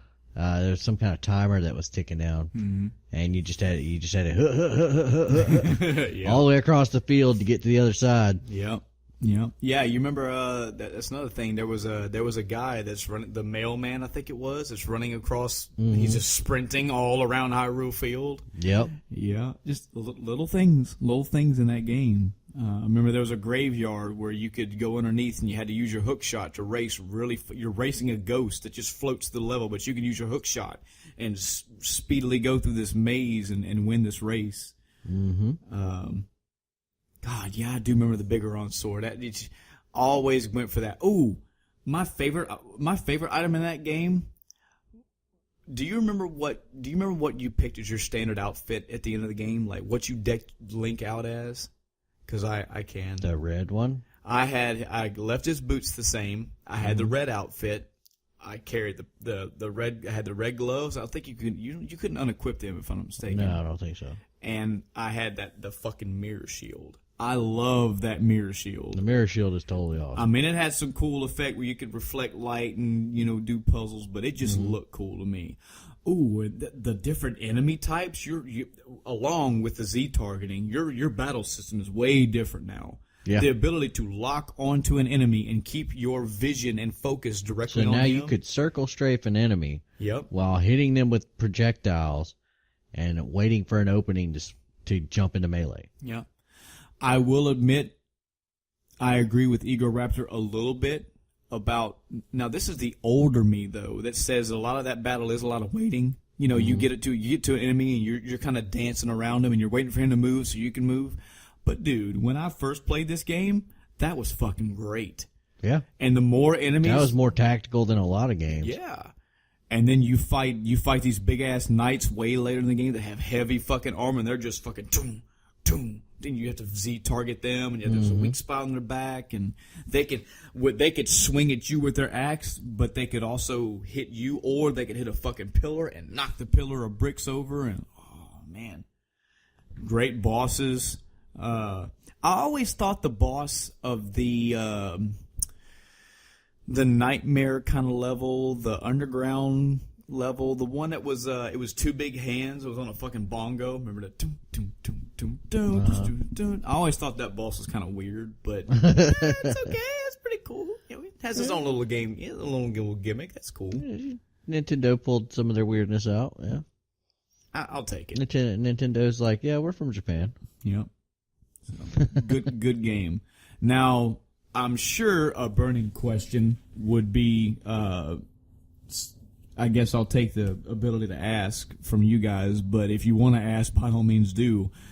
Hey guys, but this is for both of us. What is your favorite Zelda between the two? Do you pick are you an Ocarina of Time or are you a Link to the Past? I'm a Link to the Past guy. Are you? You pick that? No, I think I hear a podcast episode coming out. I think I'm a Link to the Past kind of guy. We're gonna have to have a fucking battle. Maybe. I think I'm kicking it old school today. Yeah. Well, up here on my top 15 wall, which the audience can't see, my pick of the two, mine was Ocarina of Time. Now, because you like blocky polygon.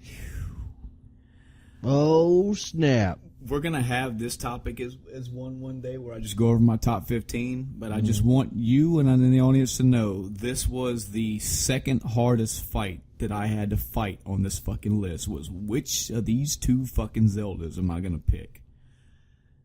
I wish I had my notes to go back and find out, because I made a personal subjective reason why I picked Ocarina over Link to the Past, but I'm speaking for Adam as us as the End of Time cast, period. Both of these two are great. Yep. If you play Ocarina of Time, if you love these games, you're gonna fucking love it. If you like Zelda, you're gonna like both of those games. If you like these games, you're gonna love Link to the Past. You cannot lose with either one of these games. So good picks. What about old Wind Waker there, Adam? Just go around the boat. Talk about Wind Waker. You try to go around the boat and you do stuff.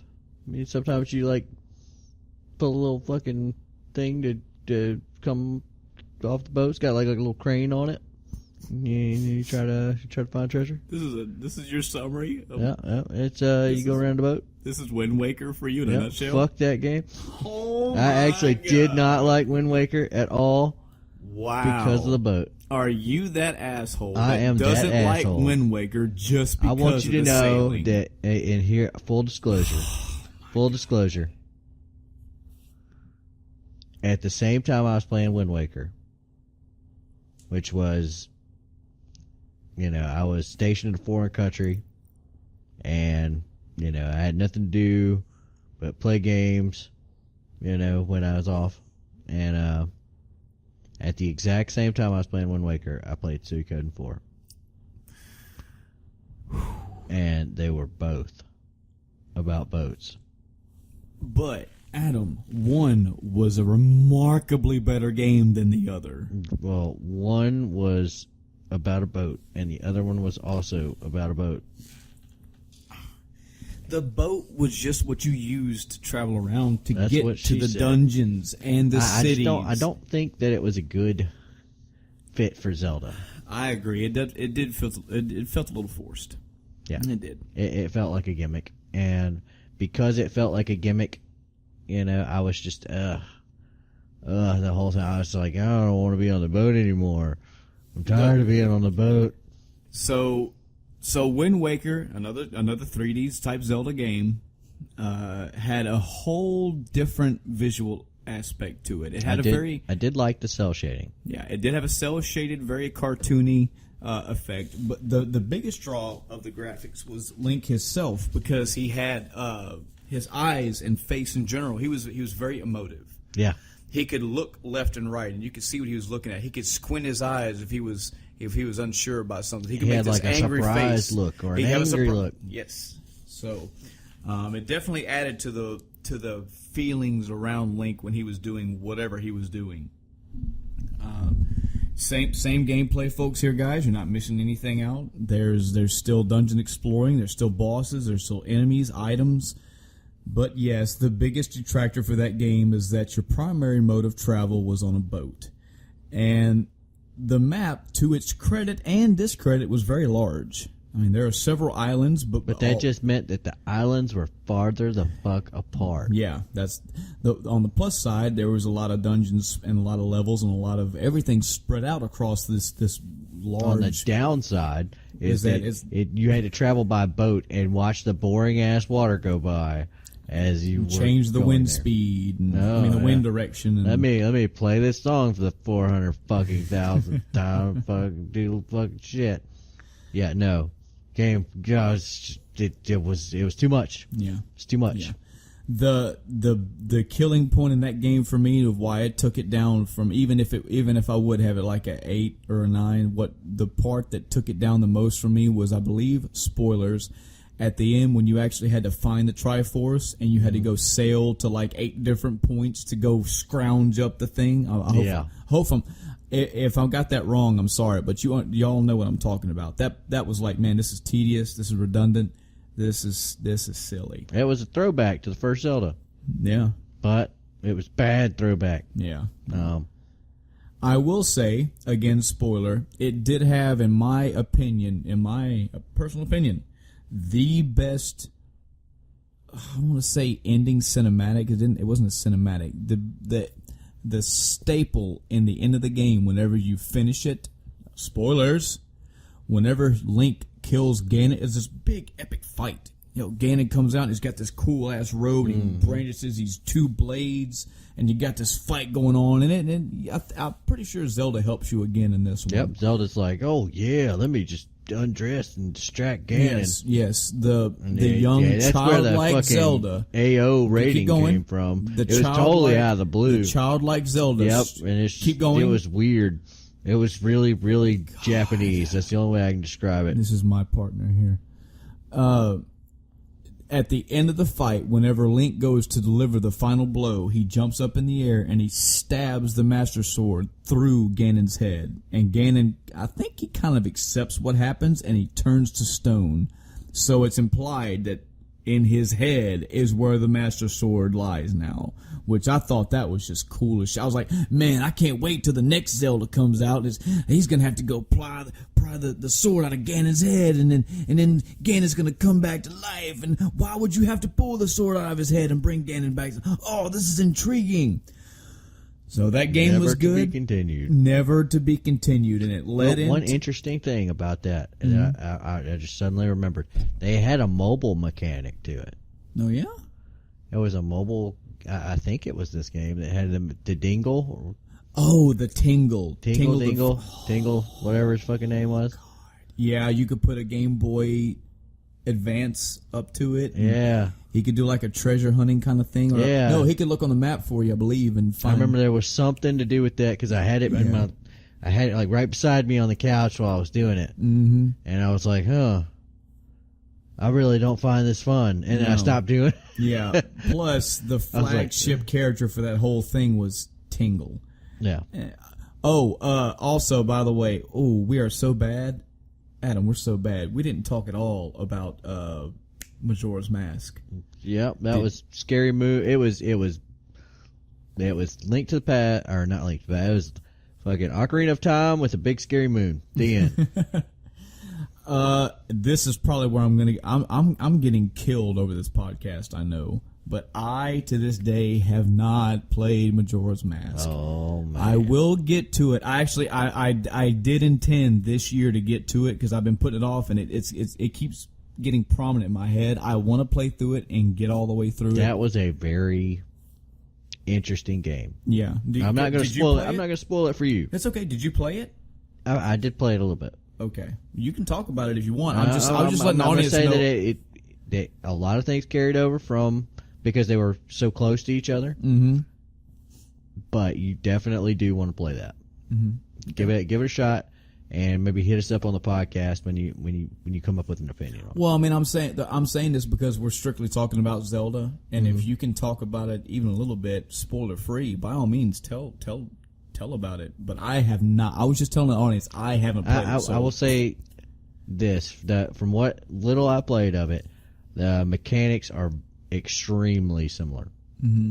So, and the one of the interesting things is that you revert back through the same 3 days over and over and over. And that was over what again. threw me off about that game. That was initially when I was a teenager why I never played it, because when I had heard that it was time based, nobody told me the big butt of the game. Yeah. All they told me was this game is you got 3 days to do all this, and I'm thinking in my head, that's not enough time to play Zelda. That's enough. You telling me I got to go through 3 dungeons and then 6, 7, 8 more, and I've only got 3 in-game days to do this? What if I want to get more items or get more of this? Nobody. No, this was if you knew me in the past, this is your fucking fault. Nobody told me that, hey, you can do these things to take the time backward. You can stop the clock or reverse the clock. You don't literally have. There's no timer in the game. The timer is a story time, and it can be manipulated. I didn't know that, so I just blew that game completely off. And now they're like, no, that had nothing. You're okay. Now I want to play it.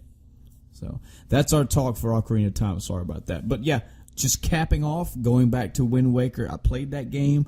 I finished it. I was like, what a way to end cap it. There's a sword in Ganon's head. Fucking God. I heard tale of a new Zelda being worked on. Hell yeah, I can't wait. Why am I going to have to pull this sword out? And then I played Legend of Zelda Twilight Princess. That game was pretty good.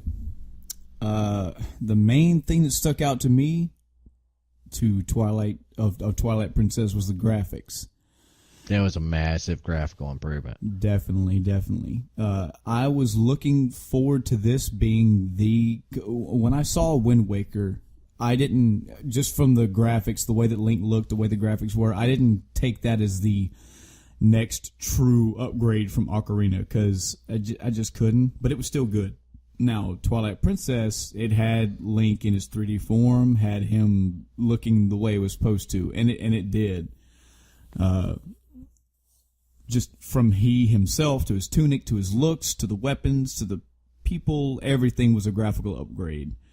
Again, you can't go wrong here. There's dungeons, there's enemies, there's weapon upgrades, clothing upgrades, there's items, all this stuff. I hate starting this off with a detractor, but I have to say the detractor for me was the Link Wolf. To me, that felt just like we said about the boat travel system in Wind Waker. It didn't appeal. It felt like it was kind of forced. Yeah, I got it. It's kind of that. Here's this tacked on feature that doesn't really fit with the rest of the series. I mean, at least in Wind Waker, you could say that they were trying to do something new. Yeah. I guess, but it just, I don't know.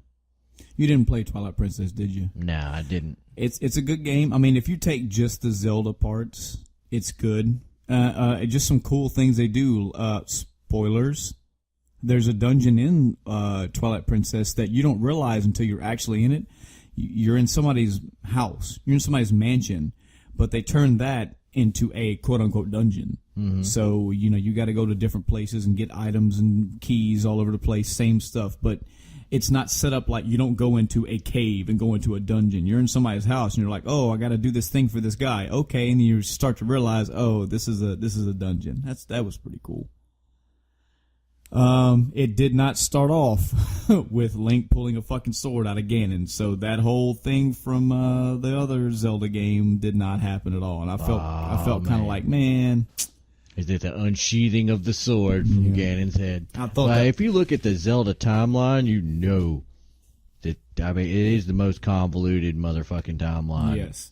It's like worse than Terminator. Yeah. And in my opinion, I don't care if there's a continuity for timeline. I treat Zelda. Well, I mean, you wanted him to pull the sword out of Ganon's head. I did. But there were probably eons that went by. Right. I treat Zelda kind of like I do Final Fantasy, but even to a better stance, because while Final Fantasy, except for the actual sequels, no Final Fantasy was the same. They didn't take place in the same world. They didn't take place with the same characters. None of that stuff. They had some themes like Sid and Chocobos and Moogles that carried over, but they have the same recurring themes and characters and stuff like that. In Zelda, the characters were pretty much the same. The weapons were pretty much the same. The items, etc. So, yeah, Twilight Princess was enjoyable. I played through it about 2 or 3 times. I've had a good time with it, but it doesn't stand out as a staple Zelda for me. Again, Adam hasn't played it, so he can't tout to it, so it really just be me talking about it. And I say it's worth a play. Great graphics, good music, and I mean they give you a story, a canon reason why he turns into the Link Wolf. But again, that was around the time I was finally just like completely fed up with the consoles. Right. And I started to make my way over to the PC. Right. You have your reasons, I understand. It's a good play. I wish I had more to say about it than I can't think of. It's at this point, actually, probably back in Ocarina, where the main thing you can say is, man, you're getting more of the same, you're just getting better, or you're getting just more. You know, it's not a redundant more. It's not a Mega Man more, which to me is great, because I fucking love Mega Man. It is my favorite franchise. But you get better graphics, you get more things. It's a good Zelda. It's worth a good play. It's just as good quality for me as Wind Waker. I wouldn't put it up there in my top 50, but it's worth a playthrough. Had fun with it. We only got a few Zeldas to talk about left. I mean, there's there's the Minish Cap. Did you play that one? Did you play Minish Cap or Spirit Tracks? Either one of those two? I played, the only other one I've played is Four Swords. I never played Four Swords. Please talk about Four Swords if you have. Somehow Link gets split up into 4 people. The end. It's a big multiplayer fest. I didn't really have a whole lot of enjoyment out of it. It was if you took Link to the Past's mechanics and you tacked it into a multiplayer environment on the Game Boy Advance, you know, it was very meh. That's all I can describe it.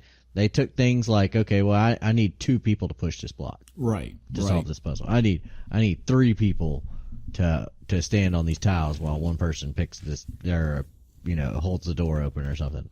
Right. You never really had it didn't seem like a Zelda to me in the traditional sense. Yeah. Not like something you could just lose yourself in. Which the other ones, Ocarina, Link to the Past, Link's Awakening, even you can lose yourself. You can put hours and hours and have a damn good time in those games. Yeah, but not so much with this one. That one was more of a multiplayer-esque. It was meant to be played by multiple people all sitting in a row with their Game Boys. I think if you've played it, I haven't. You could play it solo, correct? You could. But that's the only way I could play it because nobody else had it. Right. And that was my turn off too, is that like, why would you want to play this by yourself? I got the game thinking it was going to be like everything else. Yeah. but it turned out not to be. Well, plus for me, and this goes back to my childhood, even my childhood, teenage years. It's just the neighborhood. I wasn't a very fortunate gamer to have a lot of gamers around me. Mm-hmm. I did live in one part of a neighborhood in one of the places I lived at where I had a group of friends, but they were, except for one person that had a Sega Genesis, he had like Mortal Kombat 2 and a few odds and end games. I imagine you as a child growing up in like a what was it? The not Christmas Carol, but where he's visited by the three ghosts. It had Scrooge in it. Oh my God, I can't remember what it's called. Christmas Scrooge. I don't know. Okay, anyway, Scrooge. I imagine you being like Tiny Tim living in that wooden shack. You know what I mean? I wasn't and that like, poor. There's like, then you're like, please, sir, may I have some more? And you're like eating your gruel while you're playing your fucking Nintendo. Well, with your wooden leg. The lack of games in my childhood, or the means that I had to go to get games in my childhood, weren't just based off of money. I mean, it was just, I was a very solitary person, and I just played games. On account of your wooden leg. Yes, because of my wooden leg. Now everybody knows I have a wooden leg. Thanks. You're Thanks. welcome. No, I just, my friends, they all were still in that outside mentality, even in their young teenage years. They all Let's wanted go to ride bikes. Yeah, Let's they play want to some go ride bikes. foosball. I mean, don't get me wrong. That was still a cool part of my childhood. I lived literally right next door to my elementary school. Mm-hmm. So I went all the time over there and played in their baseball field, played on the jungle gym. Mm-hmm. We'd get our bicycles and we'd ride all through the school. We'd climb the roofs and hang up on the roof. You'd ride and your stuff. bikes through the school? Yeah, through the school. Damn. Damn, now they know that was me. Fuck. That's fucking ruthless. It's actually kind of horrendous. I remember a memory where we were playing hide and go. We had this. We thought we were so cool by playing hide and go seek on our bicycles. So like if you got caught, you had to get on your bike and just race to wherever on your bike. Mm-hmm. I remember one day we all went ahead and then we just, somebody was counting and whatever. And I was riding way away from this area where it happened, but I just started hearing this fucking blood curdling scream from one of these kids, just like, I was like, whoa, shit. And we all went over there, and what he did was there was these two gigantic bushes by one of these schoolroom doors, and he put his bike behind one of the doors, and he was going to hide behind and underneath one of the other bushes, and I think he was trying to hide really, really quick. I think somebody was already counting, and he was finished counting, and he was already in the chase mode, and he was trying to like hide really quick. Mm-hmm. So he swung his right leg, like he crawled, he knelt down to go get underneath the bush, and then he put his left knee down on the ground, and he like swept his right leg across the ground. He didn't know there was glass there. Oh God. It put a gash in him from the bottom of his knee all the way down to his ankle bone. Damn. Flayed his leg open. Like I had never seen that in real. It looked. I used to go fishing with my dad, so I knew what it looked like to take a fish and just cut a fish, and you see all the segments of the muscle. Mm-hmm. That's what I saw. He wasn't gushing blood or anything. I guess he missed a lot of the veins. It was just splayed open leg down to the bone and just like a puddle of blood in there. So that was fucking freaky. Did you tell him walk it the fuck off and quit crying like a bitch?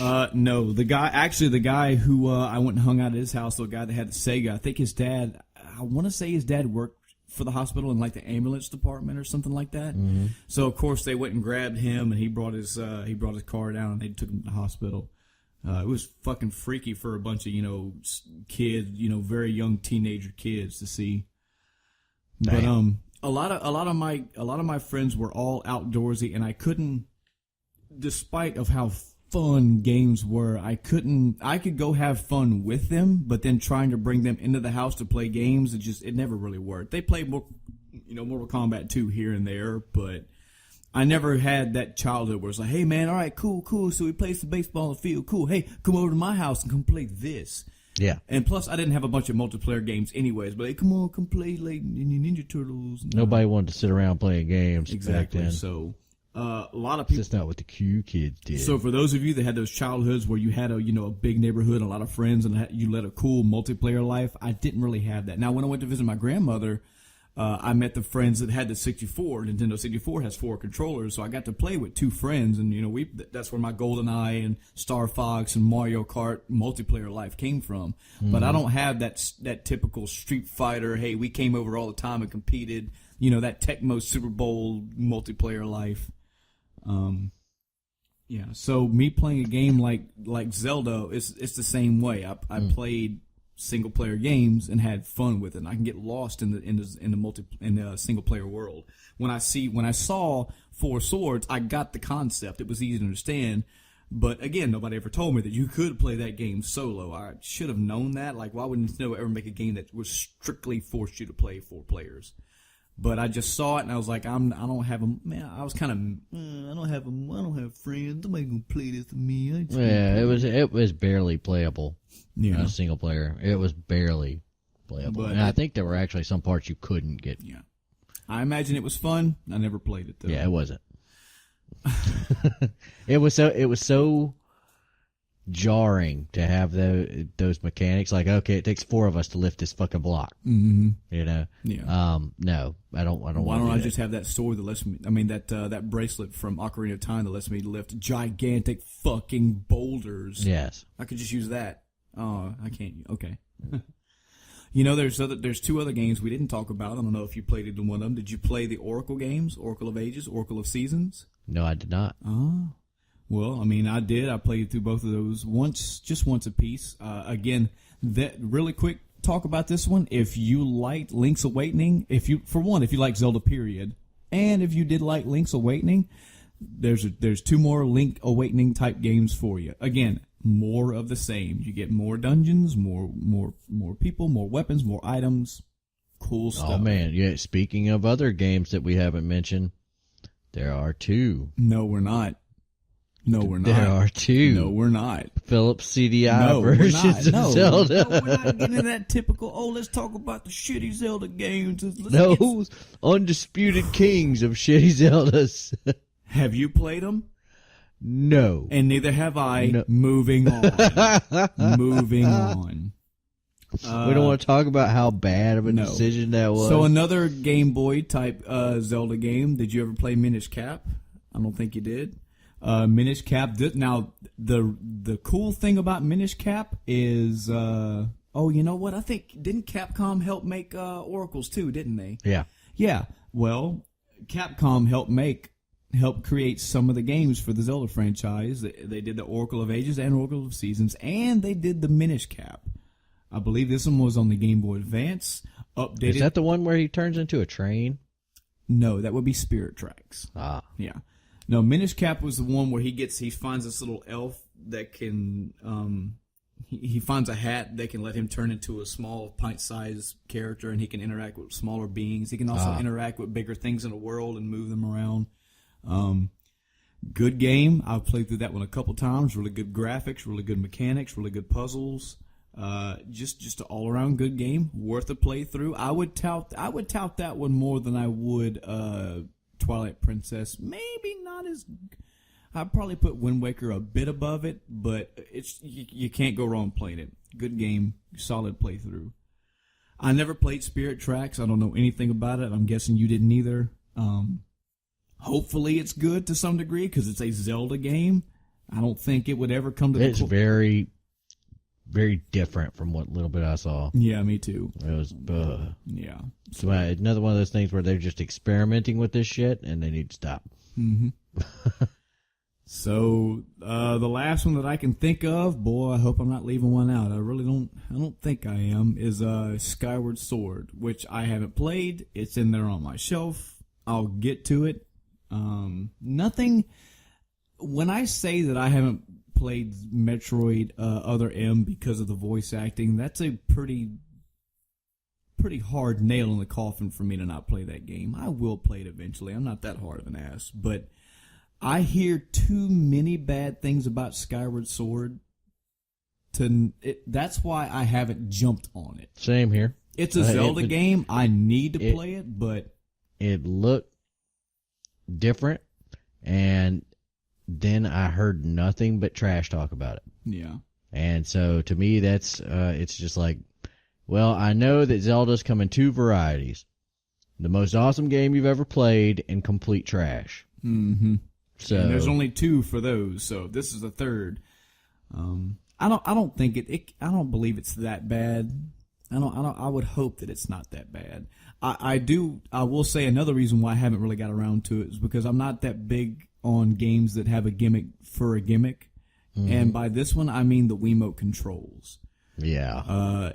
If that's not a predominant feature of the game, if that's not a standard, like you have to use Wiimote motion controls to play it, and then I'll give it its pass and I'll play it and I'll enjoy it. I think you do. If you have to, then that's another. I don't want to have to muscle around a control scheme that I don't want to play with. You know what I mean? Yeah. A good example, I don't know, have you played Donkey Kong Country Returns for the Wii? I have not. It's a pretty good game. If you like the Donkey Kong Country series at all, it's really good. But there's a mechanic in there that, okay, in the Super Nintendo version of Donkey Kong Country, he could squat down and he could slam his hands on the ground. He could use that to do a little ground pound. Do a little ground pound. Well, in the fucking Wii version of this game, you have to fucking shake the remote to do that. And you have to shake the remote to do a couple things. Mm-hmm. But I think there's a control scheme that you can switch to where you don't have to do that.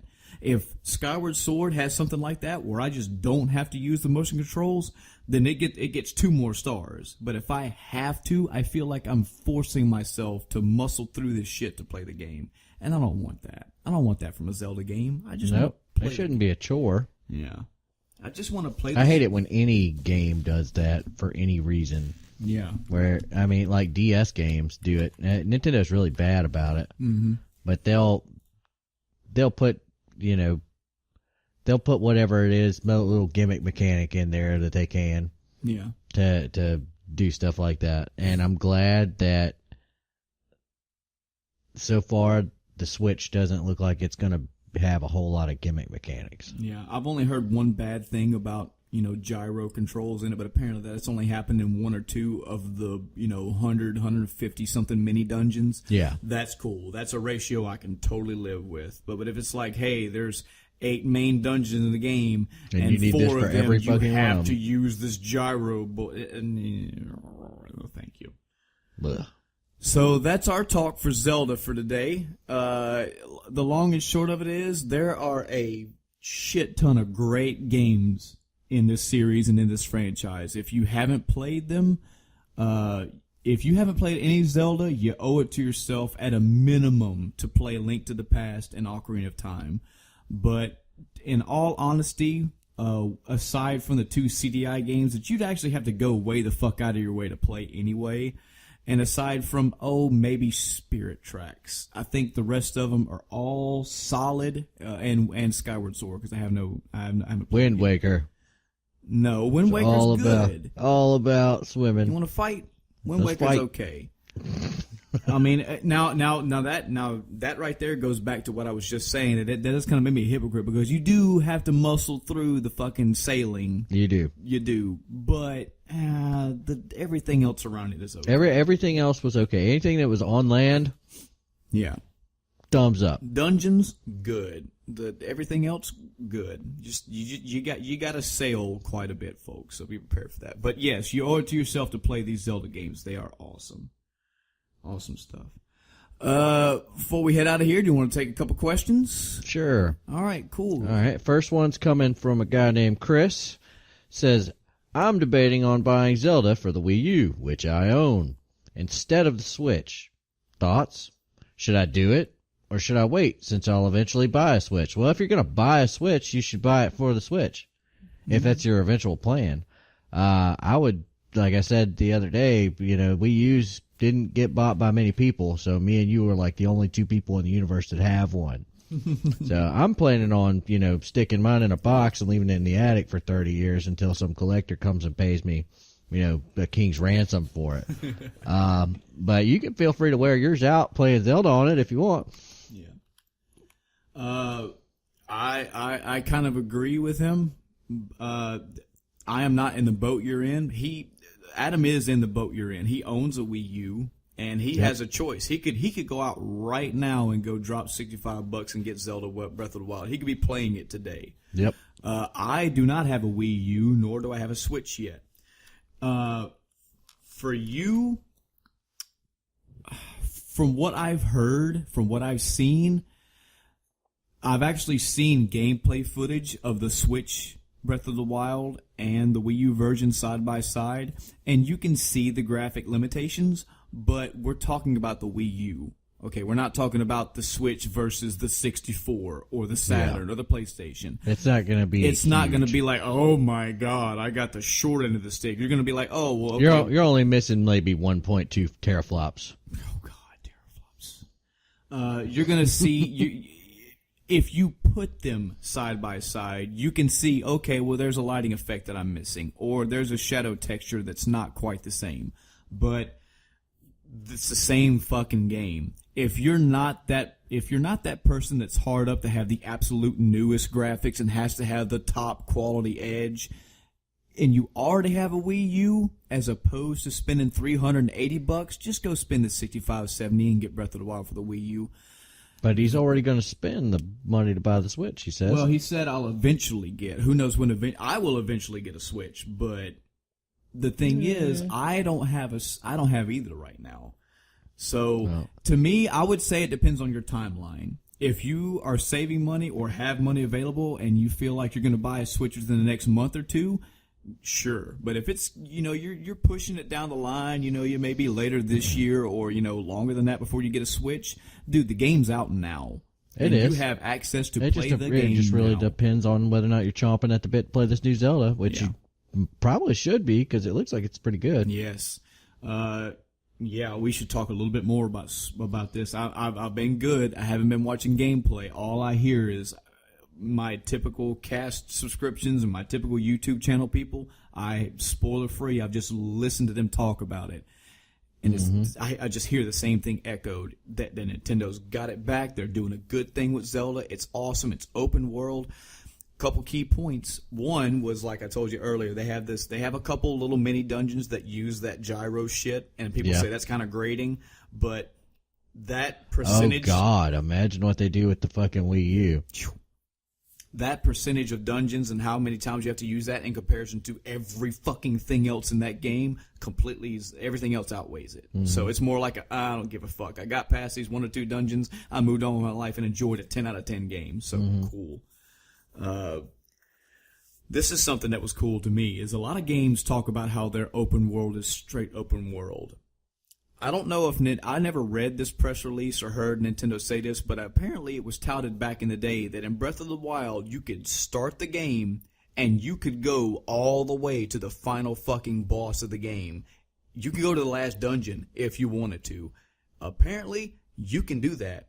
You can get out of the starting little area, and it'll take you a long fucking time, and you got to go through a lot of shit, and hopefully you don't die from all these enemies that can one-shot you. Yep. But you can literally step foot and go into the last dungeon of the game. That's fucking cool. That shows a level of care and a level of, hey guys, it's open. It's wide open. Damn. I hear a lot of people saying that they're putting hours. They put like 50, 60 hours in this game, and they haven't beat the first boss because they haven't found the first boss. Damn. I hear people saying that they, just like the shit that we talk about with Witcher, like they go on this quest to this thing to go find this heart piece or do whatever the fuck it is in the game, and they get 2 hours later, they're lost in doing these 7 other things. And they say this happens over and over and over and over again. Apparently, it is a huge open world with it's just a lot of care. It's a lot of open, ready, available for you to do stuff. Also, here there's a big difficulty curve. Like people say they've died in this Zelda more than any Zelda before. Good, cool, bring challenge. I like that. I've heard people getting struck by lightning. Yeah. Someone said they got struck by lightning. Yes. Yep, they got struck by lightning, and it apparently like.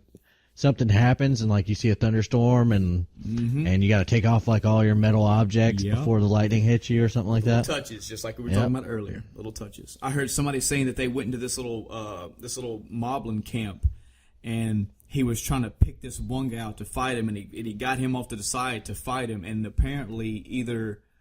I want to say he was fighting with a spear. The Moblin was fighting with a spear, and he threw it at Link, and Link got out of the way, and the Moblin had no weapon. So he was like, I'm about to kill you now. The Moblin just looked around and picked up a fucking rock and was starting to fight him with a rock.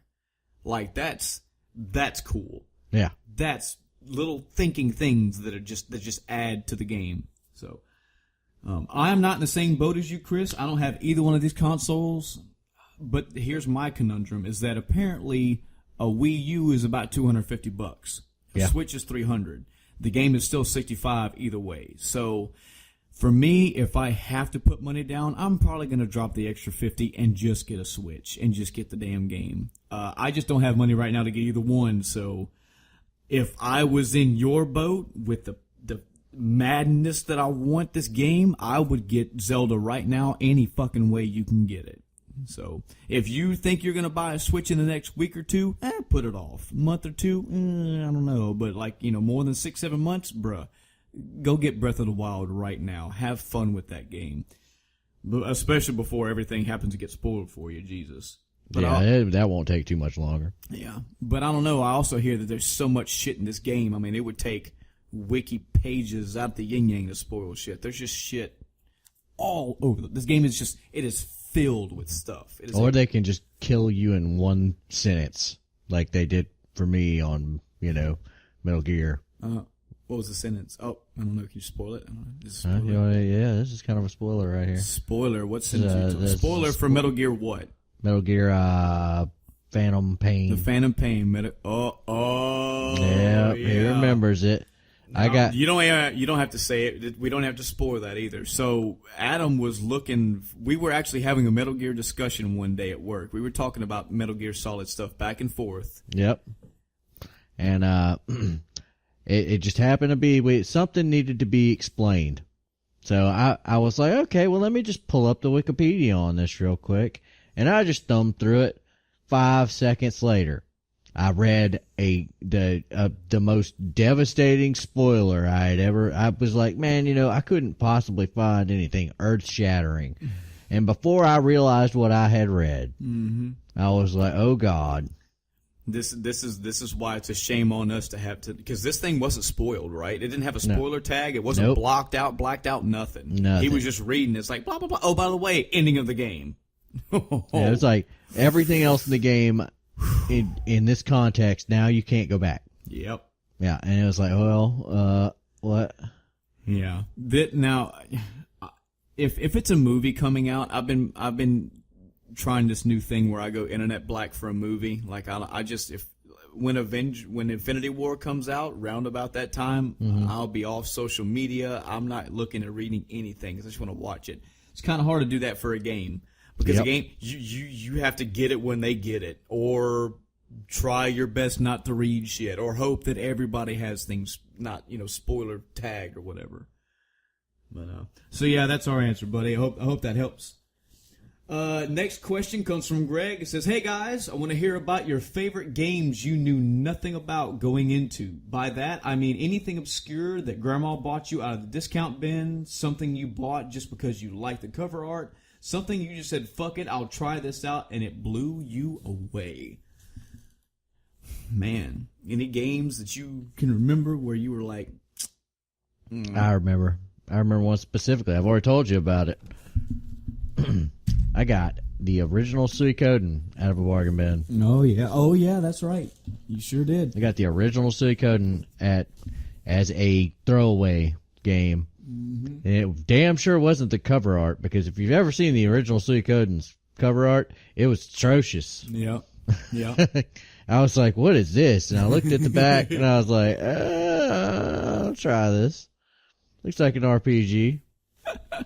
It changed my life later. Yeah, I was like, oh yeah, this is pretty awesome. Mine was the same way with that friend giving it to me. Like, it was just, I just knew it was an RPG. I was like, sure, I'll play this thing. Yeah, I probably won't like it. And I can't even remember what the other games were. They were AAA titles that were brand new at the time, and I can't even remember what the hell they were. Yeah. And, they've long since gone, but I've held on to Suikoden.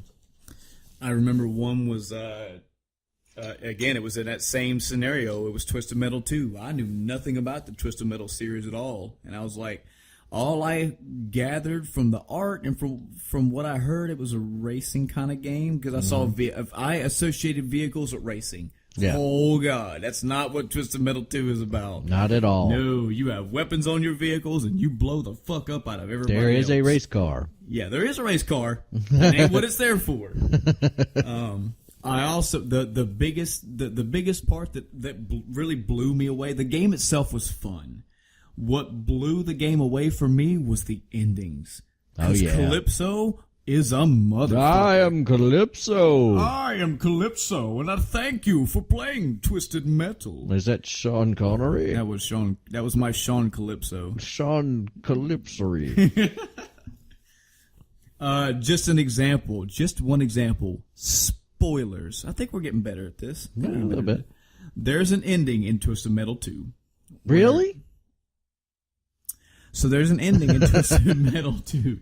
You fucking dick. There are these two fucking teenage Mutant Ninja Turtles. No. Damn it. I don't want to say they're just like these punk kids, and they race in this. They're just like two stoner dudes. Yeah, it's just two punk kids. They race in this monster truck. And the thing about Twisted Metal 2 is there's this guy, just like the first one, that says, hey, if you win the Twisted Metal competition, you come to me and I'll grant you any wish. He is basically the equivalent of Satan in this game. He'll give you what you want.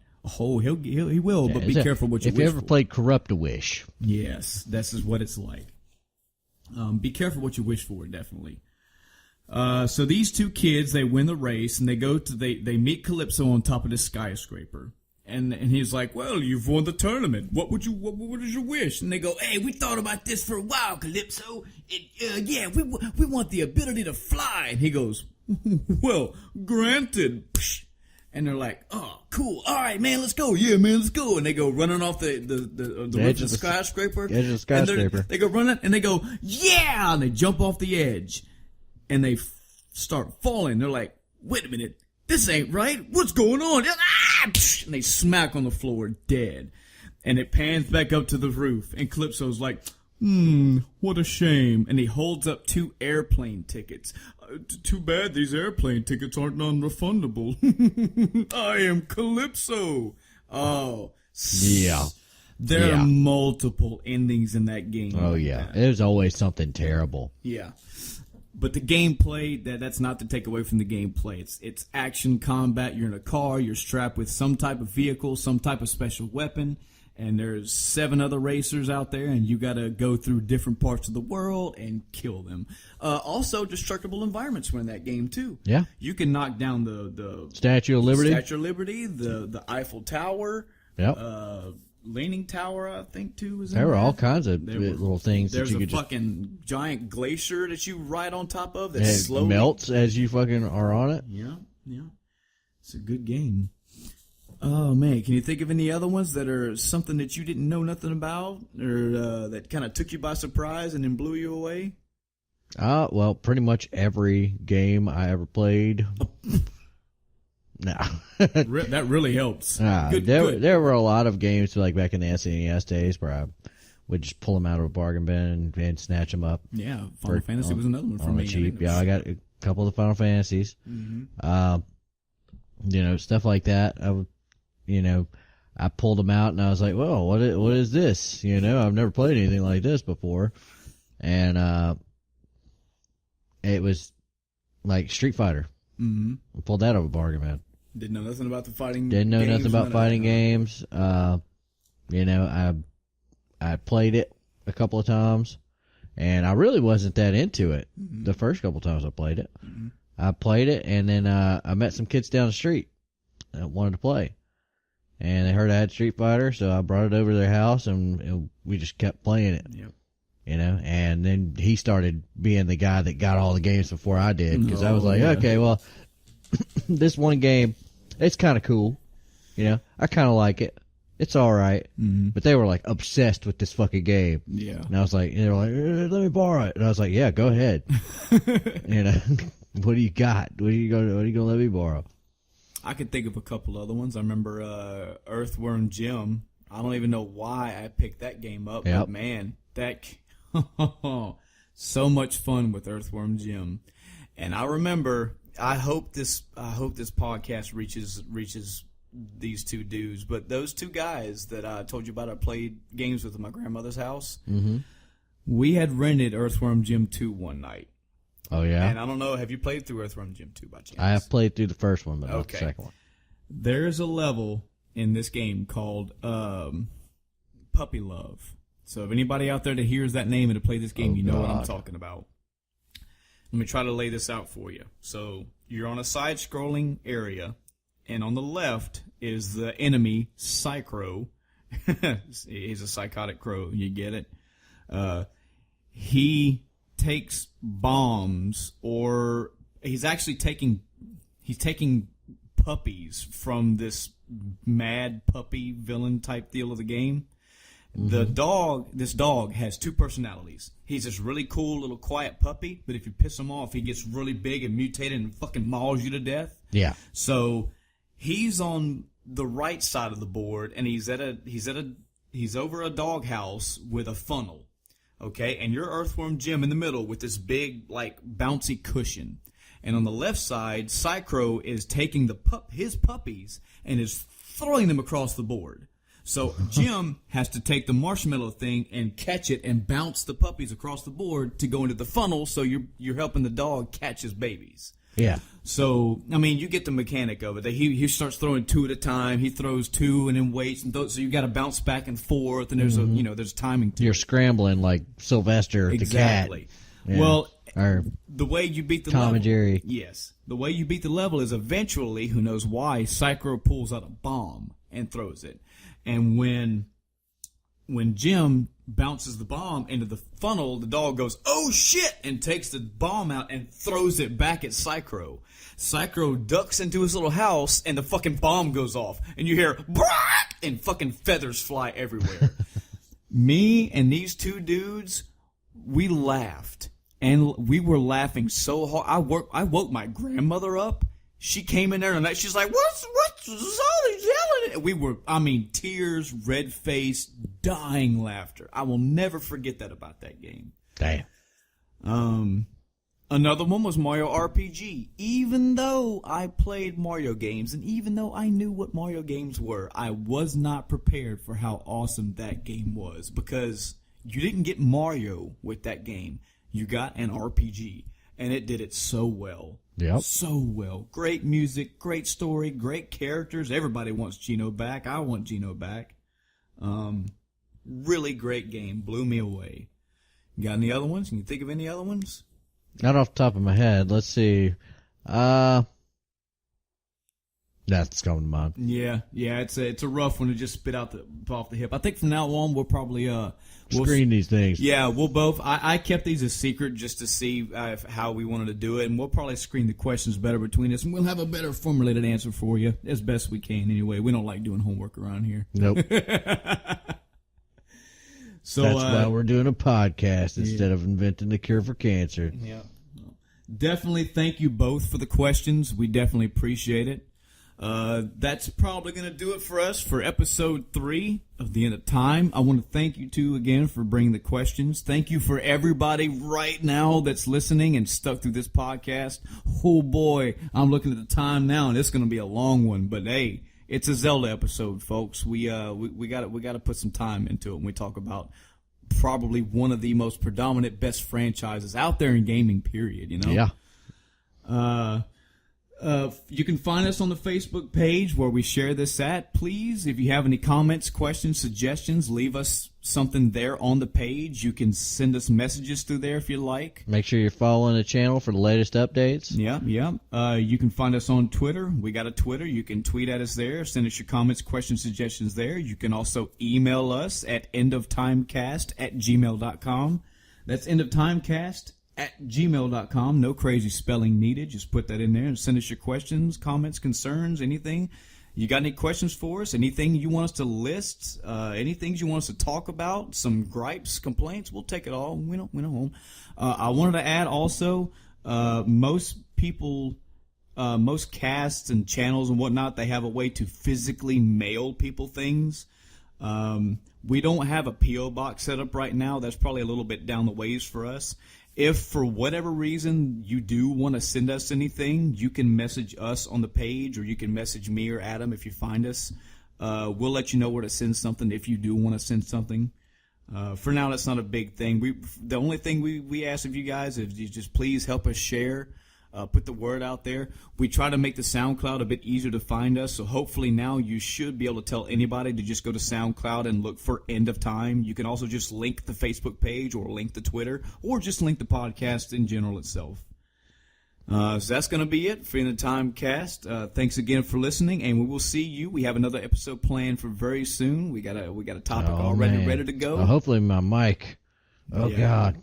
Yeah, thank you again for sticking through all the early episodes. If you did, we got new production quality coming again. This might be the last one for a while, but we got it. We want to make sure that it's not ear rape for you guys as much as we can possibly stand, and spoiler free. Regular rape is fine. Ear rape, not so fine. Yeah, is that what you want the title to be? That's what I want. Regular rape is fine. Regular rape is fine. That's not what the title's going to be. That's going to be the title. I'm sorry. No, this is why you're not allowed to edit this stuff. Damn it. Episode 3, rape is fine. Adam, we need to talk about these titlings, brother. We also have a little bit of a spoiler alert. We have a guest cast coming up very, very soon. We've coordinated with somebody to help us come on here and give some other commentary. So, hey, who knows? Maybe if you send comments and you'd like to be a guest on, we might be able to get you on. Who knows? The future is unknown right now. The future is forsaken. Mm-hmm. What is a man? A podcast makers. What's a band? Oh God! I'm pretty sure that's not how that goes at all. All right, everybody. Thanks again for listening. I'm Michael. And I'm Adam. All right. Good night, everybody. Godspeed.